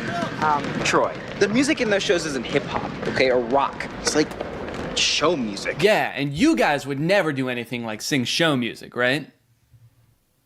And then cut to them singing the hardest show music in this entire movie. That's the funny thing about this movie. Since it's a movie about a musical, there are several characters in this movie that are opposed to musicals. So it is a little jarring to see those characters seemingly completely unaware that they are literally singing and dancing right now. But on the other hand, I guess it would also be weird if they didn't sing when everyone else was. At the end, when they're all singing, we're all in this together, Corbin Blue's just standing around like... This is lame. There's two parts in the song though where Troy like stops rapping to sing from the heart about how he wants to do the musical. She makes this feel so right. Should I go for it? What do you mean she makes this feel so right? And should I go for it? Gabriella doesn't want to do the musical. It was your idea, and she said no. Don't drag her into this. This girl's making me crazy. No, you're crazy. You already were, and then you met a girl. That's what happened. Also, Zac Efron is, as you can see here, the pain is manifesting itself in Troy physically here, as he can't even shoot a basket without experiencing immense physical trauma. Aren't basketball players supposed to be good under pressure? Especially the captain of the team. Seems like this whole movie we've seen nothing short of the psychological unraveling of Troy because he sang with a girl one time. Hey, we just had another team meeting. We just had another team meeting, man, and we just wanted to say... we forgot about JJ Buckets Jenkins, class of 1984. Does that change your mind? So later, Troy sneaks up onto Gabriella's balcony. Again, huge house, no explanation, to try to win her back. This could... Yeah, I don't remember this part being so pitchy, but this actually is Zac Efron's voice. Here with you. Yeah, this is very uncomfortable. Can we get Drew Seeley in here, please? Start of something new. Pairs audition. Saying it's a pairs audition kind of implies like I would audition without you if I could. I guess Troy meant what he said earlier to the webcam. He really does not care about Gabriella. He just wants to be in the musical. Gabriella is not important. You might make the mistake like I did when I watched this as a kid of thinking this is kind of like a Romeo and Juliet story about Troy and Gabriella. And it is a Romeo and Juliet story, but Gabriella is not Juliet. Juliet is just the musical. Don't sing and dance with them like you learned a valuable lesson. Get out. If Gabriella dropped dead right now, you would dance on her grave. And that's High School Musical 1. Many people lovingly remember Little Viking Boy from the first High School Musical movie. And while he rocketed to stardom in the wake of the first movie, his troubled life and fall from grace has been the subject of many concerned Twitter threads in the 19 years since. Do you know why I pulled you over today, sir? Huh? I said, do you know why I pulled you over? You're all over the road. Huh? All right, you want to play tough, asshole? That's fine. Huh? All right, step out of the vehicle, take off that helmet. No, I can't take this off. It's a birth defect. It's part of my body. Are you drunk? I don't know, huh? Let's think about that. Does crack get you drunk? Let's think about that for a second. Let's all think. Does crack get you drunk? After 15 DUIs and 3 counts of kidnapping exotic animals, Little Viking Boy was sentenced to life in prison. Authorities claim that it's here he became head of an extremist religious cult. His followers helped him escape in 2023, and his current whereabouts are unknown. Although he does occasionally post to Instagram to frantically proclaim the end is near or post a brand deal. Every morning I wake up and I drink 6 bangs. High School Musical premiered to 7.7 million viewers, a record that has only been broken a handful of times in the nearly 20 years since. But one of my favorite things to come out of the success of this movie, which I totally forgot about until I was making this video, was the live concert. I forgot about this until I went to the library to check out the DVDs for the 3 movies, and they happened to have a DVD of the recording of High School Musical in concert. This feels pretty unusual even to this day for a Disney Channel movie to put together a live touring concert featuring the actual cast of the movie, selling out arenas with audiences in the tens of thousands around the world. But it wasn't the whole cast, actually. Zac Efron couldn't be there because he had a commitment. He was filming Hairspray at the time. So who did they get to fill in for him? Living in my own world. didn't understand. It's Drew Seeley! Drew Seeley! I'm sure they advertised the fact that Zach wasn't going to be there and Drew would be in his place, but I have to imagine every concert, there were like 1 or 2 kids that were like, what the fuck? Zach looks different in person. With all the success of the first movie, they had to crank out a sequel fast, which they did, releasing High School Musical 2 in August of 2007. And you might think it would be impossible for them to catch lightning in a bottle twice, but oh baby did they. What time is it? Sequel time. The class immediately erupts in celebration. They throw their papers in the air, start dancing around, and did Chad just kiss his teacher? He gets a phone call revealing that his ringtone is Get Your Head in the Game. Is that a real song in this universe? So in the first movie, it seemed like Sharpay might have had a little crush on Troy, but in this movie, she's got a big crush on Troy. She's like, he's the most popular guy in school, and I think I'm the most popular girl in school. It's a match made in heaven. So she pulls some strings at her family's country club to get Troy a summer job there. The only catch is Troy requests to pull a little weight over at the school. Time flies when you're having fun. I'm not really sure what prompts that reaction. They're like, you know, we could do a lot of great things for your future. We really want to help you, Troy. And he's like, I don't know. I'm getting the fuck out of here, guys. See ya. If that were Mr. Bolton there instead of Troy right now, he'd be barking like a dog. Pay's dad let me play a few holes and then invited me to dinner with some U of A alumni. Really? Oh, wait, Troy's dad is fixing up a car. Look, he has other hobbies. Good for him. Granted, he is propping up the hood of the car with a basketball, and there's more basketball and hoops in the background. And I do kind of feel like if we could see what he's working on, there would just be 5 basketballs where the engine is supposed to be, but it's a step in the right direction for the basketball scholarship. Nothing wrong with keeping your eye on the prize. And that's great. I totally agree with that. Troy should capitalize on these opportunities he's been given, but he should try to make his girlfriend and his friends a priority too. However, that is not what Troy does.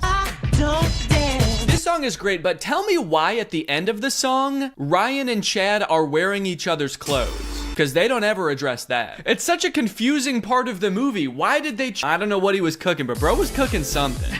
Well, you missed out on a fun night. Hell yeah, dude. You know, powerful lyrics aside, I actually have no clue what he's decided on at the end of this song. He's kind of just like, you can bet on me. I'm gonna end up on top. I got this. And it's like, what are you actually gonna do though? Are you gonna get Gabriella back? Are you gonna do the talent show? He's like, no, I was just gonna stand on top of this mountain for the rest of the summer, actually.